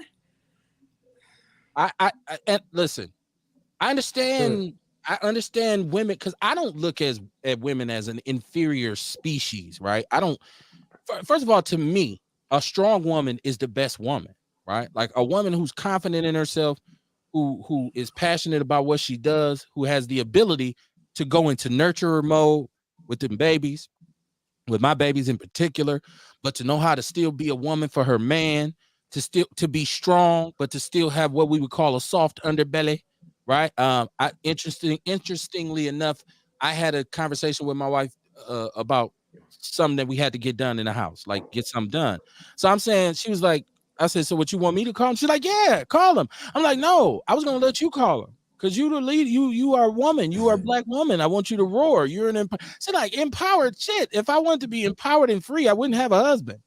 No, I'm confident. Yes, I'm strong, but I know I have a man for a reason, because I want one, because I want him to be able to take the lead when it's time for him to do man things. So I said that to say that there are some women who take this shit too far. Right? There's some women who want to intrude up on a man. A man has no sacred space anymore. Listen, do you realize there are women reporters in locker rooms and for professional sports teams where dudes is going in and out the shower and women are saying, oh, he showed me his penis. You in a locker room full of dudes, right? Like, so I watch Sports Center. No problem. Okay, there's women sportscasters. But I'm trying to watch some football highlights and I got to sit through some goddamn women's lacrosse team shit. God damn, I can't even have Sports Center. It's women referees. I want to play. You want to play football. Thank God no woman ever stepped on the field when I played football. Thank God. Because I would have took it like, look, you ain't got no business out here. This is for men right here. I probably would have hit her. Like, boom. Like, it used to be a little white girl that wrestled for Hamilton when I wrestled for King. And she figured forward a little white boy ribs and fractured them and made him cry. We was like, damn. Long ride home. Man, they wrestled 1-2. That had to be a long ride home, man. Like, you just got beat up by a girl. I mean, well, figure and she fractured your ribs. I'm telling my son all the way home, you just got your well, a figure four is a legal move in his defense. But yeah, she fractured his motherfucking rib. He was crying and shit. We was like, damn. Little white girl from Hamilton, whooping niggas. Right, Lil Mog is his nickname. Lil Mog. Yeah. That's what we called him until he graduated. Hey, what up, Lil Mog? Yeah, man. The girl put a legal move on me in the wrestling ring and broke the rib. I mean, it was a legal move, man. Aaron Evans said, "What about them she dudes in women's sports?" You are listen. I've been on record a long time ago for saying transgender men should you ain't got no business with your ass over there. Listen, a transgender man ain't got no business with his ass in a woman's bathroom. If I send my daughter into the girls, when I used to, my daughter is she's a young woman now, right? So when she was little and I would go places with her and it's just me and her mom's not there, Dad, I got to use the bathroom. I'm outside the bathroom door, right? Because I ain't having it. And if I see a whole he that's dressed like a she, hey, hold on, bro. At least wait till mine come up out of there. I ain't, you got the right to do this, but let my daughter come up out of there. And I didn't mind stepping in there. I would have just been fighting with a he, in Walmart. I was ready to take that, to go there with it, because I don't believe they should be allowed to do that. And I certainly don't believe, a swimmer who loses, that's ranked 9 millionth in the world amongst male swimmers, ain't gonna go win the national championship, fighting the national title, swimming against women. That's bullshit, right? You can't tuck your sack enough. It ain't enough. So I don't agree with that. Yeah. So when your daughter gonna be a grown woman, I see you was finna call her a grown woman, then you swerved it back to a young lady. So when does she become a grown woman, Kev? You know what? You to call her that. When does that happen? Well, first of all, right now she's only 19, so she's still a young woman, Okay. right? And I know in her mind she thinks she's young. Shout out to my baby. She's in Europe. She's studying abroad. She's actually in England, right? So shout out to my baby. Shout out to Taylor. And she's 19, and I respect her maturation process. So when she's God, please let me live long enough to see her older and handling her affairs and being a grown up and adulting. Then I'll say she's grown, but she's still my baby girl, right? So my mom used to say, your hair get white as the clouds. You still my baby. I was a big 6'2", 260-pound baby, according to my mother. I'm college football star, Hall of Fame. To my mama, I was her baby. She didn't see me as nothing but that little bitty baby she brought home. I'd be like, Mama, I'm way taller than her. She used to tell her, I still whoop your ass. Huh? Mom, I got my own kids now. So from a parent's perspective, Ian Jordan said she's never a grown woman to daddy. Well, she is at a certain point, because I have to respect her, but she need to understand you still my baby girl. So I'm gonna deal with you in a certain way. So yeah, I mean, yeah, she's a young lady though. I was just trying to make the point that she's no longer a little girl who I had to kind of monitor when she went in the bathroom, because I didn't want nothing to happen to her. My son was the same way when he was little. When he went in the bathroom, Dad, I gotta pee. I went in there and stood behind the stall like this, just in case a motherfucker tried me that day or tried him. There was gonna be some ass whooping going on in the Walmart in the bathroom. Going for it. Listen, quick sidebar. One time when my daughter was really young, she went to school and they said she got to go camping. She has to go camping. We don't do camping, right? You don't go camping. No, she has to go as part of her grade. I went to the school and talked to the teacher, and I told him, I don't know you and you don't know me, but I can guarantee you, I want you to get a good look at my face, because if my daughter comes back and something happened to her, I'm holding you personally responsible, and I'm coming to get your ass. And he looked at me, huh? I said, it's not a threat, brother. It's not a threat. I'm just letting you know, if my daughter comes back and something's wrong or something happened, I'm holding you personally responsible. And he looked at me, he was like, no. Long story short, he ended up going to the camp, filming the little girl's feet. Right? This is kind of freaky shit. And I don't know if he didn't go or do whatever, because you remember my big ass standing there telling him, I'm coming to fuck you up. It's going to be Glocks. So I had to throw that in. I didn't have nothing to do with that. I want to get back to black feminism. Ian Jordan said, my oldest is 26. She my baby and married. Laugh out loud. She's still your baby girl, man. That's your baby girl, right? You got the right. You just have to give her the respect, right? Like but you got to remind her every night, hey, hold on now. And remind him, her husband, hey, right? Because my father-in-law told me off top, you good, just don't put your hand on my daughter.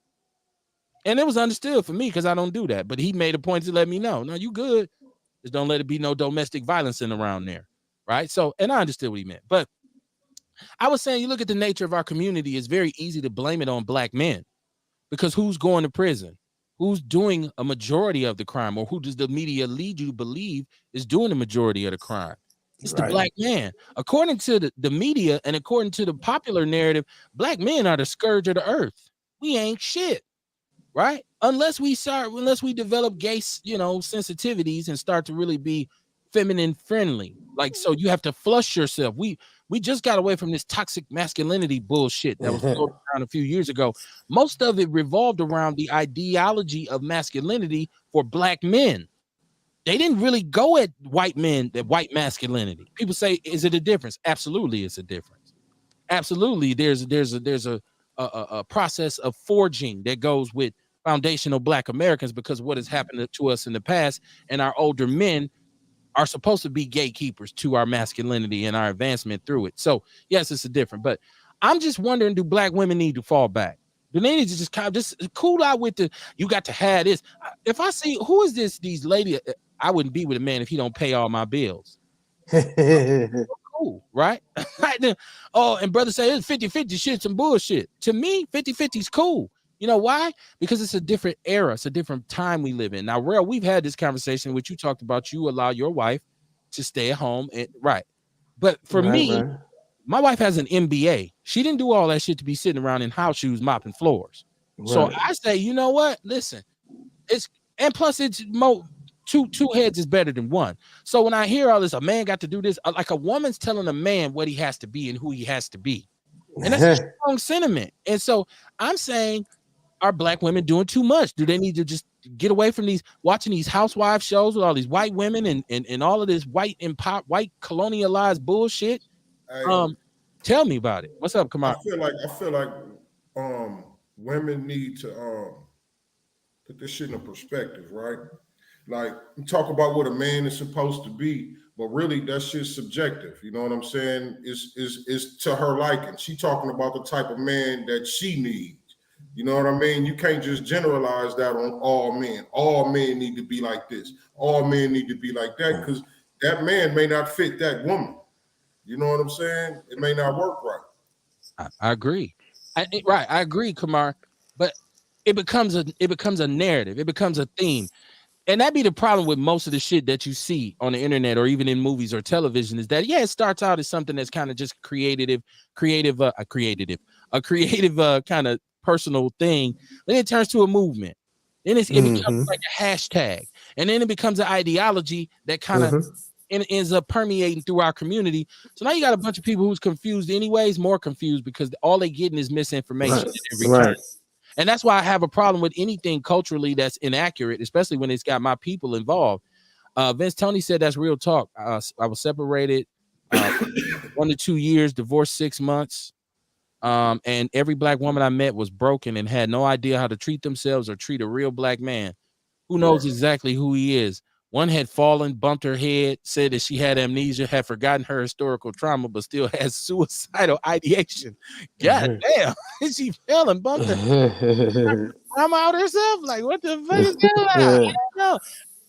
Okay, so at one point, everybody has to realize the civil rights struggle for foundational black Americans, black women and black men were united. They were like this. That was the whole point of it. Yes. Right. If you watch the emergence of white feminists, right, especially in the mid to late 60s, you watch them kind of get in tune with black women and say, you don't need him. You don't need him. Fuck him. Come on over here. Now that kind of translated all the way up until when systematically they told a black woman, you don't need him. We'll give you welfare. You can go back to school and empower yourself. You can become somebody. Fuck him. When he goes to the penitentiary, when he come home, now you got several degrees and you get money. He's coming home trying to get back on track. You don't need him. You don't need him, girl. Fuck him. When a lot of times when you were young and didn't have what he was doing, kept the lights on. The money he was bringing in kept your lifestyle up, right? It kept you from having to do certain things. Something strange for a piece of change, as they have to say. And you get older, and you go to Harlem, I don't need that in my life. I can't. Don't leave them fucked up, Kev. Because like my mama, I mean, I don't think she feels. I don't know how she feels. I mean, she's been pretty wealthy for a good while, you know, and she's always tried to marry people. She's always tried to marry, and it hasn't worked out. And now she has her wealth and homes and cars, and she's in the big ass house just by her motherfucking self. You know what I'm saying? Having back issues and shit. Ain't nobody there to help you. You fucked up. You know what I'm saying? Like alone, nigga. You know, be happy when my kids come over, the grandbabies, but just on the phone, gossiping, doing. You know, they might act like, you know, I don't want a man. I don't need a man right now, but we all need each other. But you know, if they don't feel that shit now, they gonna feel it eventually. It's going to. You may not feel the effects of it now. It's gonna come. They say they say it ain't real till you fart late at night and ain't nobody there to tell you it stank. Then you realize you know. I be on some bullshit. Vince Tony said, listening to TD Jakes and others who tell her that she's independent, has her own, now she feels like she does not need a man. I don't think women need men. See, I don't think a woman should need you. I think she should want you. Right. Because it's not good for anybody to need you outside of your children. And the only reason it's good for them to need you is because you have to nurture them from infants to adults. That's why they need you. You notice once they get grown, they don't really need you anymore. It's Shit, still hell, they good. may not even want you. Right. Right. That's how they go. Right. I'm staying over here because I don't want to see my mama and shit. Like, damn, you don't want to see your mama? What kind of shit is that? A said we're too strong. We were too strong during the MLK and Malcolm days, so the attack is on the black family. Now that their agenda is on point, we don't fit into their damn politics. We're only used. Instead, okay, want a man? I'm good with that. Want a man? He said, I'm good with it. Right, because if you want me, it's different from you need me. Yeah, I've been both, and I can tell you, it feels better to be wanted than needed. Because I've been both, and the worst thing, I thought being left was fucked up, but it feels even more fucked up to know a person only with you because of what comes with you, and not actually because of you. Because see, when they need you, you know what I mean, you usually wind up getting used. Right. Somebody gets exploited. Right. No doubt. You're right. I totally agree. 262-202-5131 Outlaw Radio. Share the show. Got a hot one tonight. Everything from the woman king to black women doing too much. I think a lot of women though speak from a perspective of fear and pain. Like a lot of our issues, men and women, comes from a hurt individual hurting another individual while trying not to be hurt them damn self again. So so even when it comes down, like I see the 50-50 conversation, to me it's dumb, but when I see women bring it up, it just let me know, okay, she ain't on my level. You know what I'm saying? She ain't even worth my time. Cause first off, if you already talking 50-50, like I look at it as you selfish. Because first off, are you working or are you not working? If we both working, I'd be goddamn if all my money going to the bills and yours going to bags, boots, and fucked up women trips. You know what I'm saying? Fuck you. You know what I'm saying? So I won't be going to Racine on my check. Right, exactly. While I'm holding us down, all your shit going to dumbass purses, boots, and day parties and shit. Fuck you. So you know what I'm saying? So when I see motherfuckers talk like that, it already let me know they mindset. You know what I'm saying? And I tell anybody, if you with me, you either my partner, my product, or my pet. I could adjust to whatever the fuck you choose, but don't choose to be my pet expecting partner privileges and respect. You know what I'm saying? So as long as you have an agreement, y'all can come to some shit. Like I said, I work right now, but my lady holds down the house. And that shit is harder than any job because there is no punch out clock. You know what I'm saying? So, but she still does her part. So, I mean, that's still us working as a partnership. But a lot of people just won't. Disney got people fucked up out here, man. First off, it got a lot of women who ain't never experienced a man, seen a man, interact with a man, tell other motherfuckers how a man should be and stuff like that. So their common frame of reference is already fucked up.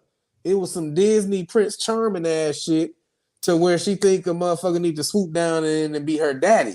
But a lot of times that comes from motherfuckers who didn't have a daddy. Right. Or mother, right? Because there's a lot of brothers with mommy issues. Vince Tony said, I'm gonna ask her tonight if she wants or need me. If she not here tomorrow, you already know her answer. Hey, look, that's a barometer for, like, I feel like it is in any relationship, that question should be posed sooner or later. Like, baby, think about this. Do you feel like you need me? Or because it's romantic to say I need you in my life. Well, that's not answering my question. That's not answering the question. Are you with me because you need a warm place in the winter and a car to drive? Right. That's why I always, even when I'm broke, I say shit like this to my wife. You just trying to get me for my money. She be like, you ain't got no money. I be like, I was just practicing and shit, right? I was just practicing. Like, she like, you ain't got no money. And if that's the case, I'd have been gone. True. Right. So no. But speaking of Disney, this controversy with this Black Mermaid, the little, what's her name? Holly Bailey. Is it Holly or Chloe? Because I just learned them when I started. Man, I don't know. They all look peculiar to me. Right. But I think this younger one is Holly. Only 2 of them. Right. I was asking my lady. I said, "Okay, which one eyes is far apart and shit?" She said, That's the "Both one of Little them." Mermaid. Brandy. She said, "Both of them." I said, "Oh shit, okay." I was just gonna say that though. I was just thinking like, damn, but both of them kinda. I was like, Oh, man. You hear me? How far behind I am? I said that's Brandy. I used to think the same thing about Brandy. I swear, I'm like, her eyes far. Goddamn. Like, ain't Wonder. But no, but you know, she got older in her face. You know, that's the thing. filled in, Growth. right? Right, filled in. You know, your shit's supposed to be the width of your face supposed to be 7 eyes across. You know, to be aesthetically into her face. symmetrical. She grew You into know. her face. That shit But no. So, and I'm now here go. We talking about Disney now. See, this the theme with movies. Here we go. Right? Disney done fucked up many of folk, man. Well, here's the uproar. Uproar about the mermaid being black, and it's like, what? They out of order, but it's just a movie though. Well, now, God forbid, but that little black girl starts seeing this, and I didn't like, man, I can truly. I've seen a black woman in the White House. I see black women in power in Fortune 500 companies, teachers, mothers. I see them all throughout the community. I'm really I'm feeling empowered. No, you don't. There's no goddamn mermaid be. Who said mermaids was white?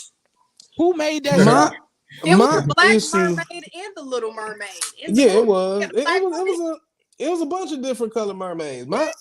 My thing was this. Like I did a TikTok earlier today about it because people was giving me flack about the tweet I posted posted, whatever the fuck.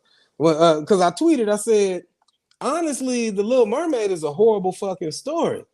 It's about a self-hating ass little girl going where her daddy told her not to go, run into somebody that she wouldn't have met had she been obedient, and then fall in love with this motherfucker and sell her voice to go be something she's not.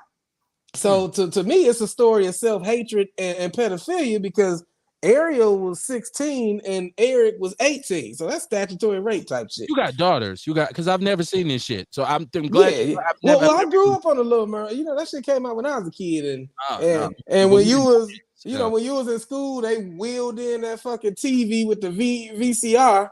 And that was y'all free time for the day. You know, Disney movies. Disney movies was about. Now that you've given the layout, it's like I don't remember what none of them. See, but that's the thing. That's the Little Mermaid outside of the black, like that's why I said let them keep that weird ass shit. I mean, shout out to the girl who getting this paycheck, but I mean, no, Hans Christian Andersen was a man from Denmark who wrote that story for little Denmarkian children. So they was white. Everybody was white. Is Denmarkian? I don't know. That just sounded right. But Denmarkian. He's so damn educated on this show. Right. But I would have loved, like, there's so, and that's what I'll be saying. Let's stop, like we say they whitewash shit. Let's stop fighting, begging, and pleading for them to include us in shit. Even when it's bullshit. The Little Mermaid story is bullshit. They could have got Chloe and did a story of Mammy Wata or something like a African folklore type shit. But, people was coming for me for that because they like, well, how Eric was an adult? Dog, y'all read the book. Like, shit like that, No, I'm not gonna read it. Right. No, I just need that. Like I'm in the house chilling with a book, and my wife walk in and say, "What you reading?" I say, "The Little Mermaid." But I mean, that's the Disney version. The Hans Christian, Hans Christian Andersen wrote a lot of shit. Right. Most shit that Disney spin into a children's story has a macabre ass ending and shit like that. Yeah. Walt Disney was a Nazi, so fuck him. Mike Kimmons says white motherfuckers will check your ass about Santa being black. Well, Mike, you're exactly right. Here's the thing. If it's just about it being a movie, why do they whitewash the Last Ninja, what was it with Tom Cruise? The Last Samurai. Last Samurai. If you look at Egyptians, a lot of us grew up thinking Egyptians were white people because every depiction of them in every movie we ever seen growing up was white. Elizabeth Taylor played an African queen in a movie. Cleopatra, right? Moses, white Charlton Heston. If it's just a movie, then why do you whitewash everything? that shows that the programming is effective. That shows that the narrative I spin in this movie is gonna last. What It's was that gonna white last. man that played the black man? Who was the one that plays Iron Man? Remember he dressed up as that black man. He Johnny looked Jr. like a black man too. with Tropic Thunder. Man, that was funny ass It was funny. character though. It was man. horrible, but it was funny. That, Right. that shit, Hey. that go down in history. Right. Yeah. You know what? I'm horrible for liking that movie because that shit. But Osiris Jackson. His Man, name was he did it. Osiris. especially the part when the black dude said, "What do you mean, you people?" And he said, "Yeah, what do you mean, you people?" Right on deck, right? When he slapped him and hugged him and shit. For many years, that word has been used. And he was supposed to be Australian in the movie. This is the funniest shit in the world. Like, I know.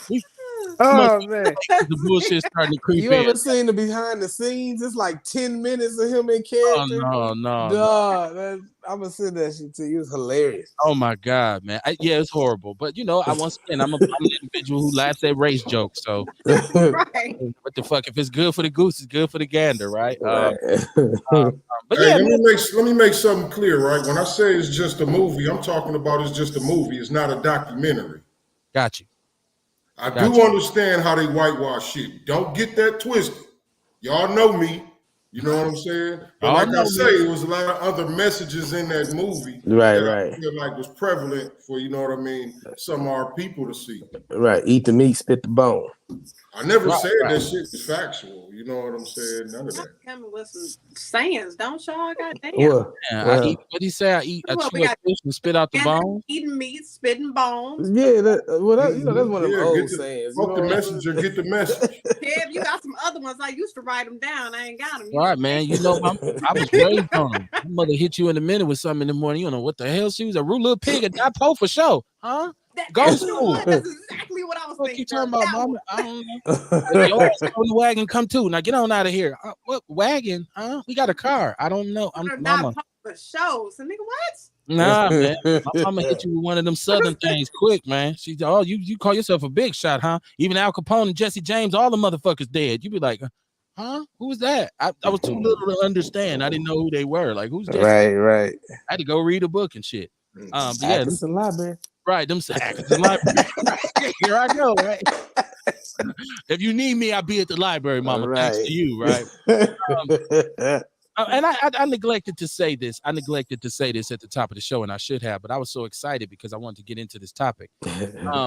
Some people still lost their lives over the weekend. A lot of shooting still going on. It's always time for us to say, come on with the bullshit, Milwaukee. Black Milwaukee, come on with the bullshit. Now, this fracture in our community, this violence and this dysfunction is kind of like why we try to get deeper and go under the surface to talk about the emasculation of the black man, to talk about the over-empowerment of black women. And I believe that over-empowerment contributes to the separation between us. Even to the point where sisters was running around at one point talking about, it's time for me to date outside my race, girl. I'm about to go get me a white. And I said, goddamn, because I grew up giving it to brothers who said dumb shit like, you can't have shit with a black woman. You got to get you a white woman. You black woman ain't gonna do shit. No, I used to get on their ass for that, and only to turn around and hear black women saying, "That's why I always get on Lonnie Love big dump truck looking at," because she came out her mouth with some more colonialized shit talking about black men don't know how to treat women because we were slaves. If you don't shut your 3-burger ass eating ass up, man, come on. They're and speaking for pain. People because I'm fat, but come on, man. She just melted body ass broad. I don't fuck Lonnie Love. I know.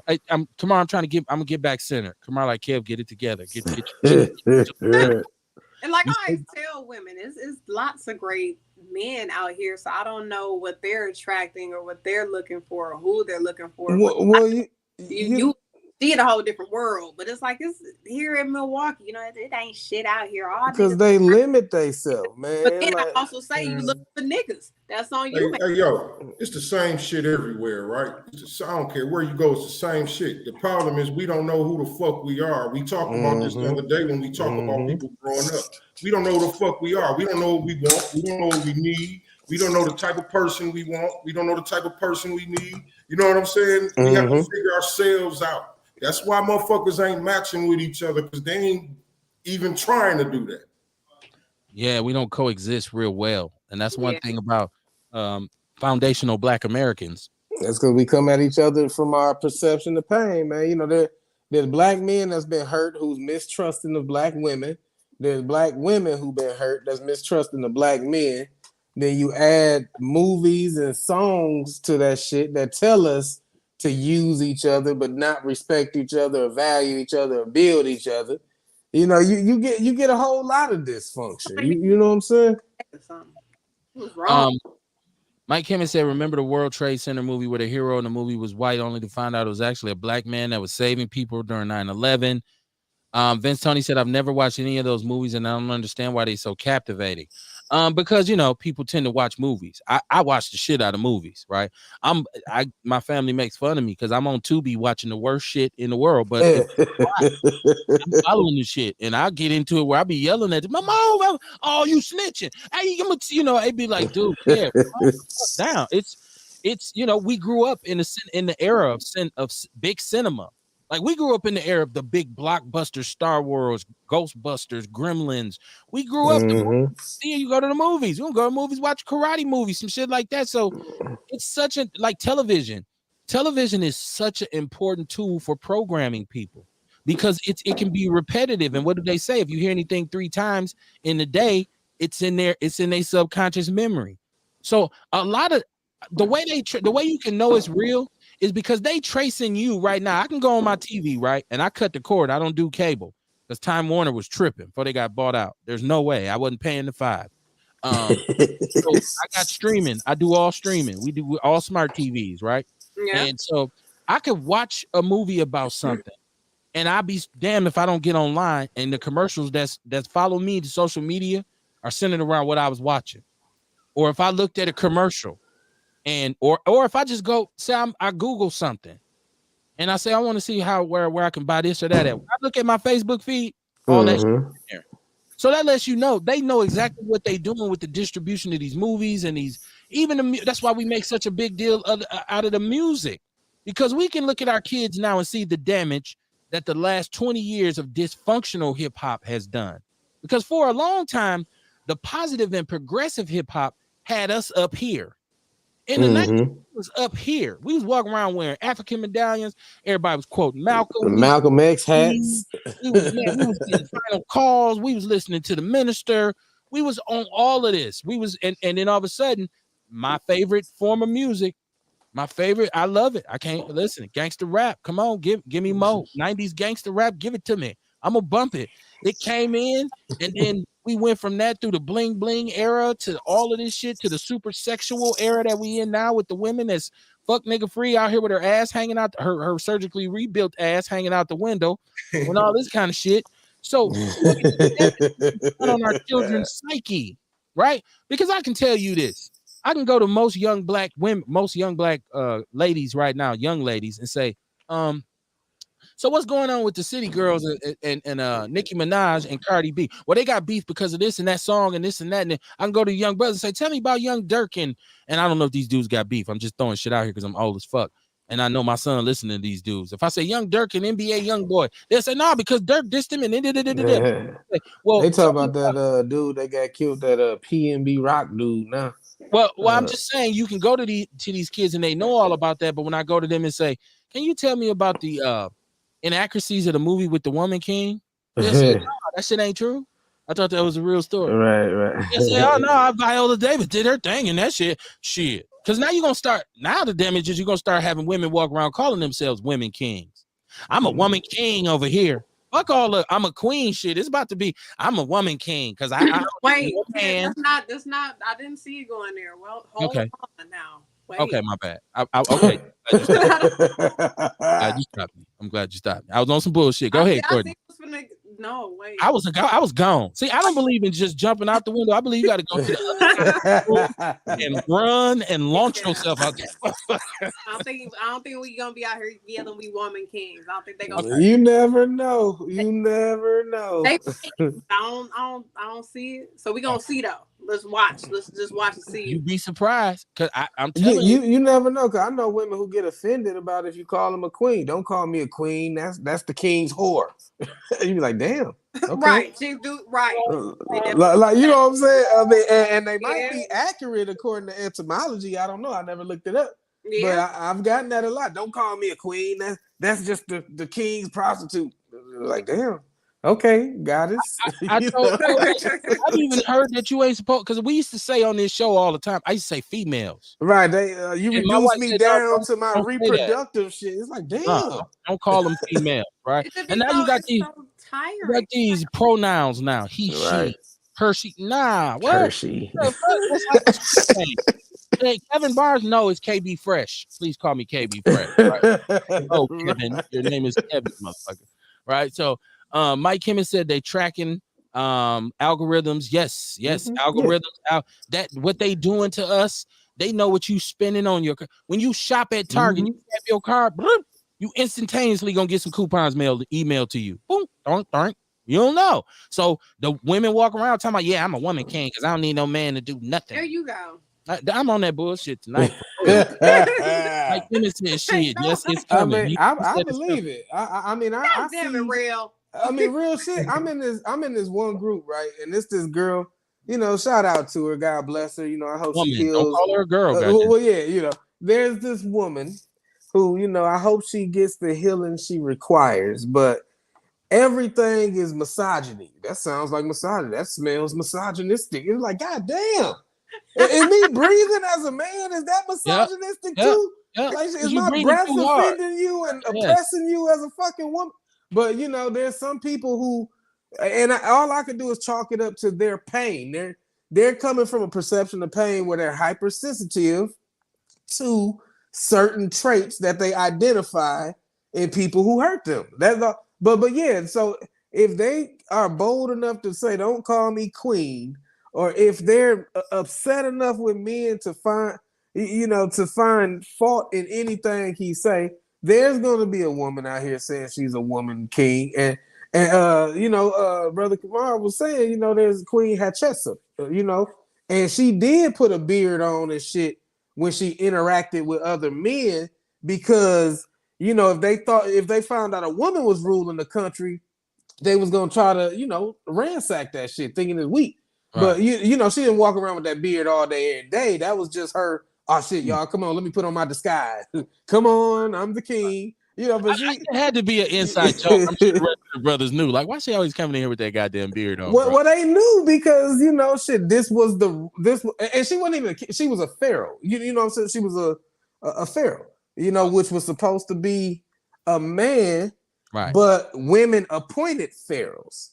So you know, she had to battle her brother. And it was many women pharaohs. Right. You know what I'm saying? So I would love to see them do movies about that shit. You know. Crystal Ship said king is simply another word for God, king of all kings, or whoever you choose to call your higher power. Okay, so now we strip now. King ain't got nothing. It don't indicate being. See what I'm saying? Now the word starts to change. No, we looked at the definition. I told y'all now. We looked at the definition. You put one play on words in a movie and said the woman king. Now all of a sudden, that ain't just for men. This is where we going in this country. Men's draws ain't just for men no more. Think about it in this regard. Women now buy men underwear and walk. I definitely got 2 pair of boxers I just bought. See, that's what I'm saying. Like, you know, you have your drawers no more. My beaters have become gowns. Well, my tank tops, yeah, they're not beaters. So, you know, I don't want to get pelted with tomatoes and shit for that. You ain't my tank tops are now gowns because they've all been stolen. All this shit getting mixed up, man. Right, that's what I'm saying. Niggas wearing purses, wearing leggings and shit. You know what I mean? Women doing like you say. Women do. I mean, all this shit is getting fucked up, man. But name a society that you can honestly say is mentally healthy that hate themselves. You know what I'm saying? How can you even say you're a culture that's mentally healthy when people are hating themselves to the point where they going under a knife to get, you know, I see something just scrolling Instagram earlier today. It showed this lady who had silicone injected in her ass. And, you know, she had all kind of holes and stuff like that. And of course, I think it was a brother that posted it, you know, so maybe he wasn't the one that was supposed to speak on it, but he like, you know, a little time and diligence, you know, can save people from a whole lot of pain. And there were women coming under there, exercise in the gym don't fix everything. It's like, why do you feel you need to be fixed? If you a fucking A cup, B cup, rock that shit. If you got a flat ass, as long as I can slap the motherfucker, it's a go. You know what I'm saying? So it's just, I mean, but when can you say it's Because of that. That right there, Rail. that is. But how can you say as a Hold on. At the end of the day, a man gonna make it about him. I like little titties. It ain't about you. I do. It's not about. But at the end of the day, it's about being able to fully love and accept your authentic self. If you have to put a pound of makeup on, lashes, and somebody else's hair as a security blanket to face the world, you may need to kind of search within. Or even a brother, if you got to put on jewelry, clothes, and shit like that to feel valued in the world, it's time to go within. But you cannot say a culture is mentally healthy when people are getting to the point where they hate themselves, at least how they were originally created. They hate their shape. They hate their gender now. You know what I'm saying? So, and I'm not saying it's right or wrong, but self-hatred is never healthy and is never beneficial in any form. I think it's enough. I think it's enough problems to go around. But I also believe this very strongly. This is a time in history where black men and black women absolutely need to be together and on the same page. It is no time for divisiveness. There's no time for me to allow the other side to convince me that a black woman is bad or no good or counterproductive, or I don't need to be with her, or there's not a necessity for us to raise our family. It ain't a time for black women to lose faith because they've had a couple bad experiences with brothers and say all brothers is fucked up and all brothers. See, sometimes you got to change your selection process. Sometimes it's you, right? And if you've been in broken relationship after broken relationship after broken relationship, who's the common denominator? You are. Most times it's you. Either you attracting the wrong type of people, you giving out the wrong type of energy, or you sabotaging your own right there. You just said the key word. I wish people understood their energy. You know what I'm saying? And what matches your energy. Pimps get hoes. That energy match. They work well together and have no problem because they're on the same frequency. And you know what? A real street whore will drive a square man crazy. Exactly. She can't even deal with her. She can't even respect him. Right. So we got another caller. Outlaw Radio, man. What's going on, my brother? How you doing, Ace? I'm chilling, man. I'm over here listening to this shit today, boy. You got some shit going on today, don't you? Man, you got my cousin. I ain't never seen him lose his cool on TV before. When did I lose my cool? You got what you tell me? You say, hey, man, you can't you lose out. Hey, you just said you was my cousin. You just said you was my cousin, right? And you just said I lost my cool, nigga. You don't know me? You don't know when I lose my cool, nigga? Yeah. You don't know what that look like? You forgot? I by far lost my cool. By far didn't lose my cool. Nah, man, it's all good. Ain't nobody, everybody cool as the other side of the pillow, as Stuart Scott used to say with his white girl. No, I ain't throw it out there. No, shout out to Stuart. Rest in peace to Stuart Scott. I ain't had to say that about that. Man. Hey, man. Go ahead. I'm looking at you. I'm looking at this situation. I got a couple things I can holler about, man. I mean, just looking at the discourse between the men and the women. Like I always said, man, it's the values we put out there. We value men and money too much. But everything y'all talking about, as far as a man and a woman, it's due to $1. You know, I mean, all these women, what they want, the 6-foot man. They want the man that got the car, the house. He's making $200,000-$300,000 a year. You know, it's only a few of them, right? The average man is making maybe $30,000 to $65,000. And you gotta have a 13-foot penis. And I gotta be 13. Correct. And so, you know, basically all these women fighting for the same dude, right? They fighting for that 1%. And that 1% dude, that's the problem because, you know what, he got his pick of the litter. Right.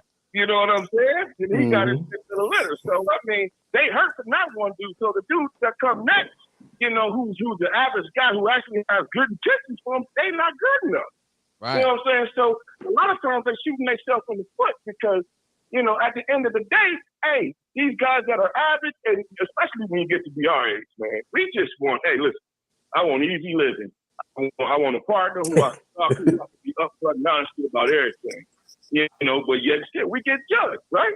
What did Chris Rock say? I mean, he said the smartest thing I ever heard in life. He said, listen, the only thing that's loved unconditionally in this life is a dog. Women and dogs. Right. Men are loved for what they can do.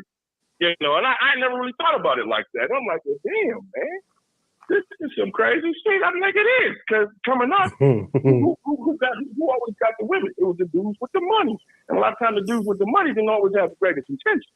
So that's the values that we were brought up with. Not only that, brother, I'm just looking at. I'm gonna be honest with you, Kev. I'm gonna say you was a wealthy brother coming up because you had two parents. And I don't know if they are always right, but most of us come from single. I know me and my we single family mothers, man. Right. And not only that, dude, it's all about what we see. We don't have the greatest example of how to be an adult out there, man. Because we see our women, we stuck our people, we stuck in survival mode. We still we got yet to live. We are just scrapping with each other. We don't know how to turn off the hustle. So that's what I'm saying. We put too much value on the dollar. We don't put enough value on each other. You get what I'm saying? Yeah, that's what my issue is. That's my mama saying. She started saying my problem with niggas is they know the price of everything, but they don't know the value of shit. And so I used to that's real. Right. Once again, I'd be in school confused as fuck. Like, what the fuck was my mama talking about? I'm only in the third grade, right? Like, I don't know. Right. But no. Go ahead, brother. Go ahead. Yeah, still, going back to this movie thing, I'm talking to my fam, man, and I understood it. It is, it's a great story, bro. It's a great story. I looked at the movie because I didn't even know about it. I'm like, damn, man, I'm amped. I looked at this shit and I'm like, man, I got a habit of being nosy. I got to go do some research. Now I'm like, wait a minute, because I was going to get ready to put up a post. I'm like, oh, hell no, I can't do this stuff now. Problem is a lot of shit is hidden us. We really don't know the African history. Like, a lot of us don't. We trying to figure it out now. So I'm sensitive about the information that we get. And I'm sensitive about how they portray our history because, hey, man, don't lie to me, man. And then we need to speak out about that shit, especially when our dollars are involved in this bullshit. Right. Because, at the end of the day, we don't want them to shape us in the wrong form and glorify stupidity because that's what it is. They spin us around in a circle, year after year, decade after decade. And that's why we're here now. Ask yourself, how many people knew about Black Wall Street in high school? Because I didn't. A lot of my history, I'm just now finding out in the last decade, bro. You know what I'm saying? Because, granted, our families, a lot of our people didn't graduate from high school, didn't take the time to go back and look at that shit because it wasn't interesting to them. Now we're at an age where I'm like, shit, we need to hear our history. We done lost children of that particular slave trade. So I'm gonna keep it 100. I agree with my cousin. We can't let up off the motherfucking the Muslims either because they still in the slave. To this day, they in the slave trade. They don't fuck with us. Today, they in the slave trade. Well, hold on. Wait a minute. Let's not say Muslims. Let's say Arabics or Arabs. Okay, Arabs. Because to say Muslims would put down a lot of brothers in the nation, including the minister. Yeah. And also would talk. I got some brothers who are traditional Sunni Muslims who are good brothers. And shout out to Ali Grays and all my partners. So I don't want to just say Muslims. Let's say no. Listen, we got people that's down with us. Don't get me wrong. I got friends that are rainbow, bro. I got cool white friends. I got cool Puerto Rican friends. I'm not talking about the group as a whole. We have selected people that are down with us. But what I'm saying, if you look at what's going on, let's use the Arabic. They're still enslaving, they tricking black folks to come over from Africa, and they using them for organ harvesting to this day. You see, so we get taken advantage. I'm taking advantage of bro. It comes to our neighborhood, we give them our money, and they send it back to our country. They don't do shit for our community. So, when we see this shit right here, you make a movie like this, and don't get me wrong, it's a great story. Like, it's a great story. But when you look at it and you do your research, I'm like, oh shit, this the wrong story to be put. Niggas should have did their research a long time ago. Yeah, but half of us don't know, bro. We don't You know know. what I mean? And not like I said, man. A nigga should have did their research a long time ago. I ain't saying don't do it now, you know what I mean? But I'm just saying, man, everybody keeps saying this. I watched this, then I did my research. Man, get out of here with that bullshit. Well, thank God. Let's keep it real. Somebody told you motherfuckers certain shit, and you rebuttaling the shit. Thank God for Atkinson Library, because I did know a lot about all this shit before these movies. I knew about Black Wall Street. I did. I knew about it all. Yeah, I did. Nowadays, you gotta go and go look, because I wouldn't seen that movie. And I'm like, damn, who is this people? You know, so I'm looking on Wikipedia and all this shit, but who are these people? Shit, I didn't even know the Amazon. I'm like, damn, I thought Wonder Woman was motherfucking. I said, no Wonder Woman and shit. Right. Right. Now when you got this shit, yeah. I'm like, God damn. Hey, real shit though. Hey, and then I'm gonna keep it real too. I think a lot of niggas fucked up about it because they see women kicking niggas' ass. You think so? Man, I don't believe that. I really think so. I ain't saying you, Kev. Don't. I ain't saying you, but I really feel like that. No, I feel like it's a lot of motherfuckers. It's a lot of men out there that's just upset, man, because they seen the women kicking the men's ass. That's an interesting take. Vince Tony said. He said, that's hard for some men to take like that. Vince said, man, I won't buy anything fake. I won't buy anything fake about her. I won't settle. I won't compromise. I'd rather be alone. Over the last year, I actually peeked at a few white women.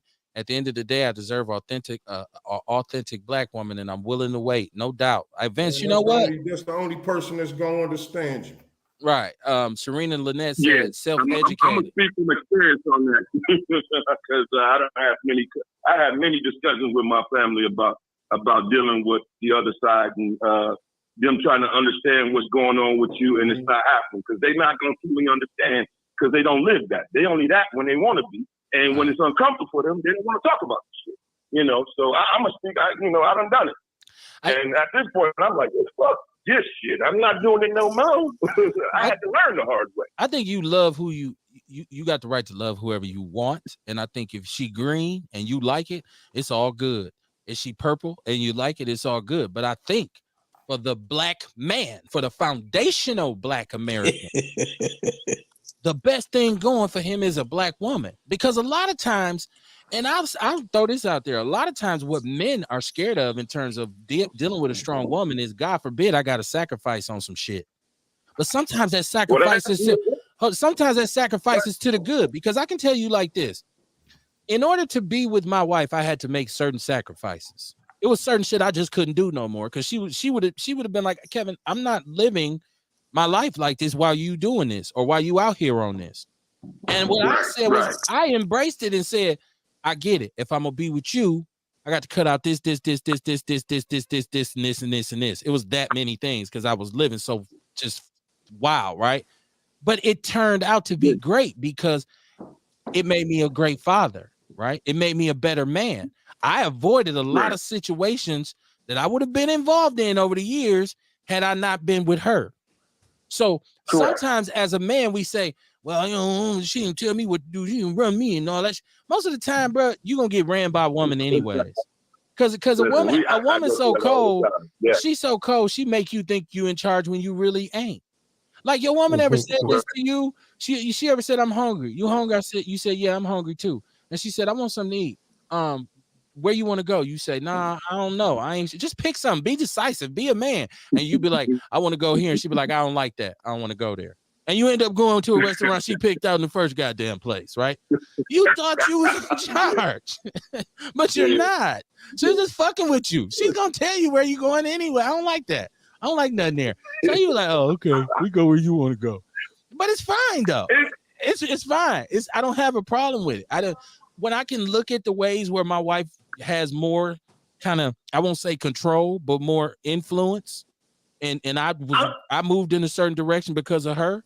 I look at it and laugh and say, damn. Look, I did that shit. I was out there complaining, but I was out there doing that shit, right? Outside the house, man, the motherfucker with the shovel, like, no, don't tell me what to do. Somebody out there and put that salt down and get that ice on the porch. I can't do that shit now because of my back, but y'all know what I'm saying. Go ahead, Ant. Yeah, but you know what I mean? But you know what? That's all that is compromise, which I'm cool with, man. That's a part of growth. If you can learn to compromise and do it. That's a beautiful thing. You know what I'm saying? And yeah, we do got to get out of that mentality where you tell me what's fucking. Oh man, you know, women are smart, man. They gonna play that reverse. Like that's been happening to me, and I feel like, damn. Well, don't use the wrong word either. Don't use the wrong word either, because we like to say women are smart, but what we should be saying is women can be manipulative. We always say women are smart. Women are smart. The reality is she knows how to manipulate your ass. She know what you want. She know exactly what you want. You gonna get down and get it from her. I don't want to say that because this program on up in the living room to hear what I'm saying. Okay, you said it. All right, no doubt. Look, we need to do the Outlaw Radio disclaimer. The opinions expressed on Outlaw Radio are solely those of the motherfucker that said it. Know who to be mad at. And I said, I don't mean that in a bad way. So if you're a woman and you say, "Oh, he out of order," I'm saying a woman knows, especially if you're her man, she know exactly how to play you. She know how to pluck your keys. Man, I got daughters, man. So I got daughters and sons, and I tell people, your son gonna have you thinking he crazy. Your daughter gonna try to have you thinking you crazy, because that's how it goes. Because with boys, it's like, "God damn, boys, you crazy." With girls, it's like, "No, daddy, I didn't have that in my hand. Are you okay?" Like, what the fuck? No, I know I seen that shit in your head. Now you asking yourself, am I tripping? Right. 100, bro. A man having we got a whole different kind of love than we do for ourselves. A whole different kind of love, man.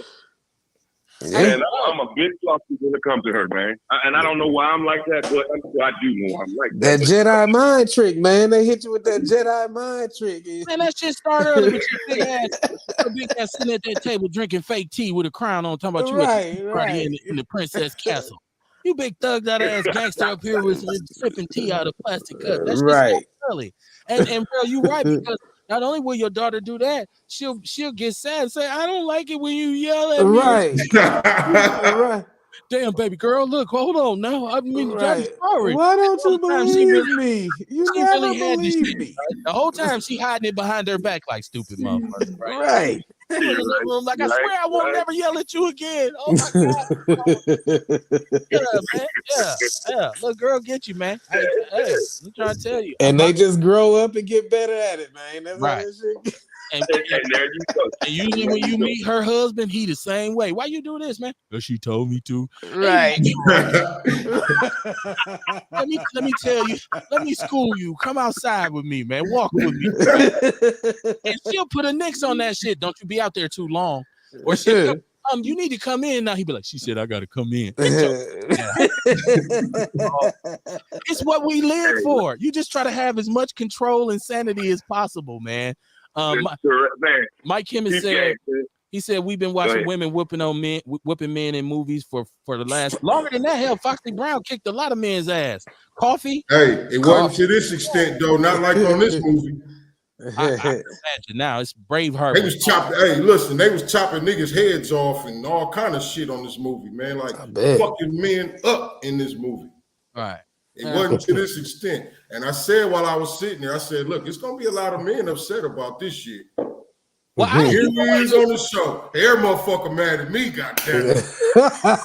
He said we've been watching 70-year-old men beating 60 damn trained mercenaries for because Bruce Willis was 75 years old, still jumping off airplanes, saving the city every 4th of July, saving the world. Like white men is heroes until he died this morning on the set. People be like, he's still a great American hero. Sylvester Stallone got a whole batch of movies that just came out this year. What you say? Can I talk? Go ahead. I'm gonna keep it 100. I don't have a problem with that. The thing I had was the issue was I'm like, don't make it so masculine, because you got what's the motherfuckers we had, the female, like Gina, the warrior princess, who was another motherfucking the Wonder Woman. They still had their little feminine traits. But the way they portrayed the black woman on there, it's like, dude, like, they don't have no feeling. I mean, it was the reason behind that movie that kind of pissed me off. They also had normal women in the movie. Like it was regular women who was raising families. Those are just the warrior women that was like that. Okay. I hear you. I thought you said you saw the movie. They they had to go ahead and throw a punk in there. And from my understanding, you saw the movie, man. What's that?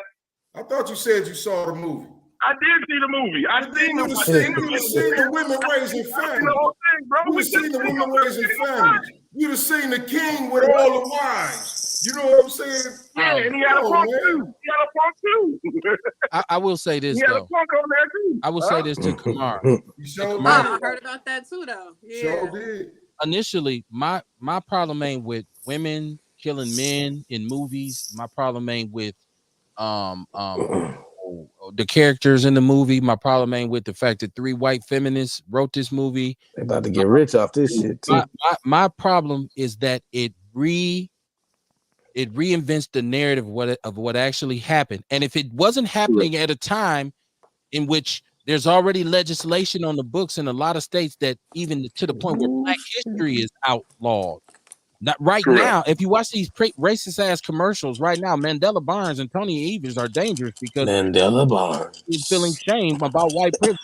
If it wasn't happening at the same time, I wouldn't even give a fuck. Because if either I'm going to see it or I ain't, right? So my problem is you taking the truth away and then you giving something that has more kind of like pop appeal. And so in the future, the truth is slowly eroded to the point where it's gone. And I don't think we need to let go of the truth of what really happened. Nobody tripping when we knew the movie before the movie even came out. The truth to tell a lie, bro. The movie was about. The truth to tell a lie. Before the movie came out, we knew what this shit was finna be about. How come wasn't nobody tripping in? We did talk about it, Kamar. If you remember, last month when the announcement was made, we did have a conversation about it. Because that's where I initially said, I bet you it's going to be a white man, one of these pretty white boy actors who was in. Kevin, I'm talking about a lot of men in the outrage like they is now. Oh no, I'm just saying we talked about. That's what I'm talking about. How come niggas ain't emotional and shit wasn't emotional before the movie came out? We could at least warned our people about it then. I thought we did. I thought that was the purpose of us talking about it. We may have us on this show. I'm talking about this wasn't no conversation. Like right now, if you go somewhere, this may be a conversation that men having somewhere. I see what you're saying. But before, it wasn't happening. You know what I mean? How come niggas wasn't doing their research then? I don't know. Hey, from my understanding, they were trying to. That's why I said I really feel like a lot of men are upset because the women was fucking men up. Hold on, and I can't hear neither one of y'all. Hold on. Go ahead, Kamar. I said that's why I said I really feel like a lot of men gonna get upset because the women was fucking men up like that in the movie. That's interesting. Because wasn't nobody saying shit before. That's interesting. Yeah, you did right about that. And I ain't saying no names. I ain't saying just because y'all on the show talking to me. I ain't even pointing this at nobody. Like I said, when I was in the movie theater, when I was watching the movie, I said it's gonna be a lot of men upset about this. As Tony said, Kev, I've learned more about Black history in the garage listening to what your mother taught you and what you learned from your Black historical college learning experience.